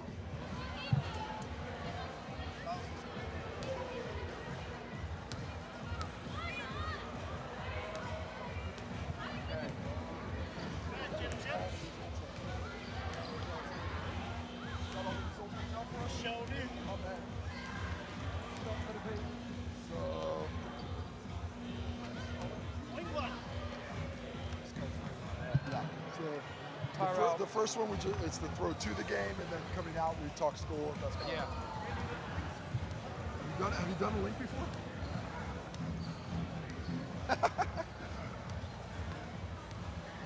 What? We're recording, so we're ready to go. Yeah, ready to go. Cool. Stadium Southland start of the week. And then on the back of this, Josh Turner gets fired. Yep. And Tyrell Harrison with a big game. Hello everyone and welcome along to the Sal's NBL Highlight Show. Andrew Mulligan, Casey Frank on hand for this one. We're here at the Franklin Pool and Leisure Centre to tip off round 2 for you of the show. And Casey, the Southland Sharks and the Jets, this was an interesting one because Southland, they weren't impressive in round 1. They certainly were, but they were home and coming back to the Shark team would give them a lift against the Jet squad who looked good against Taranaki but wasn't able to get the win. When you come down to the game, was it going to be the size of the Jets going to be able to prevail, or were the Sharks going to be able to pull one out?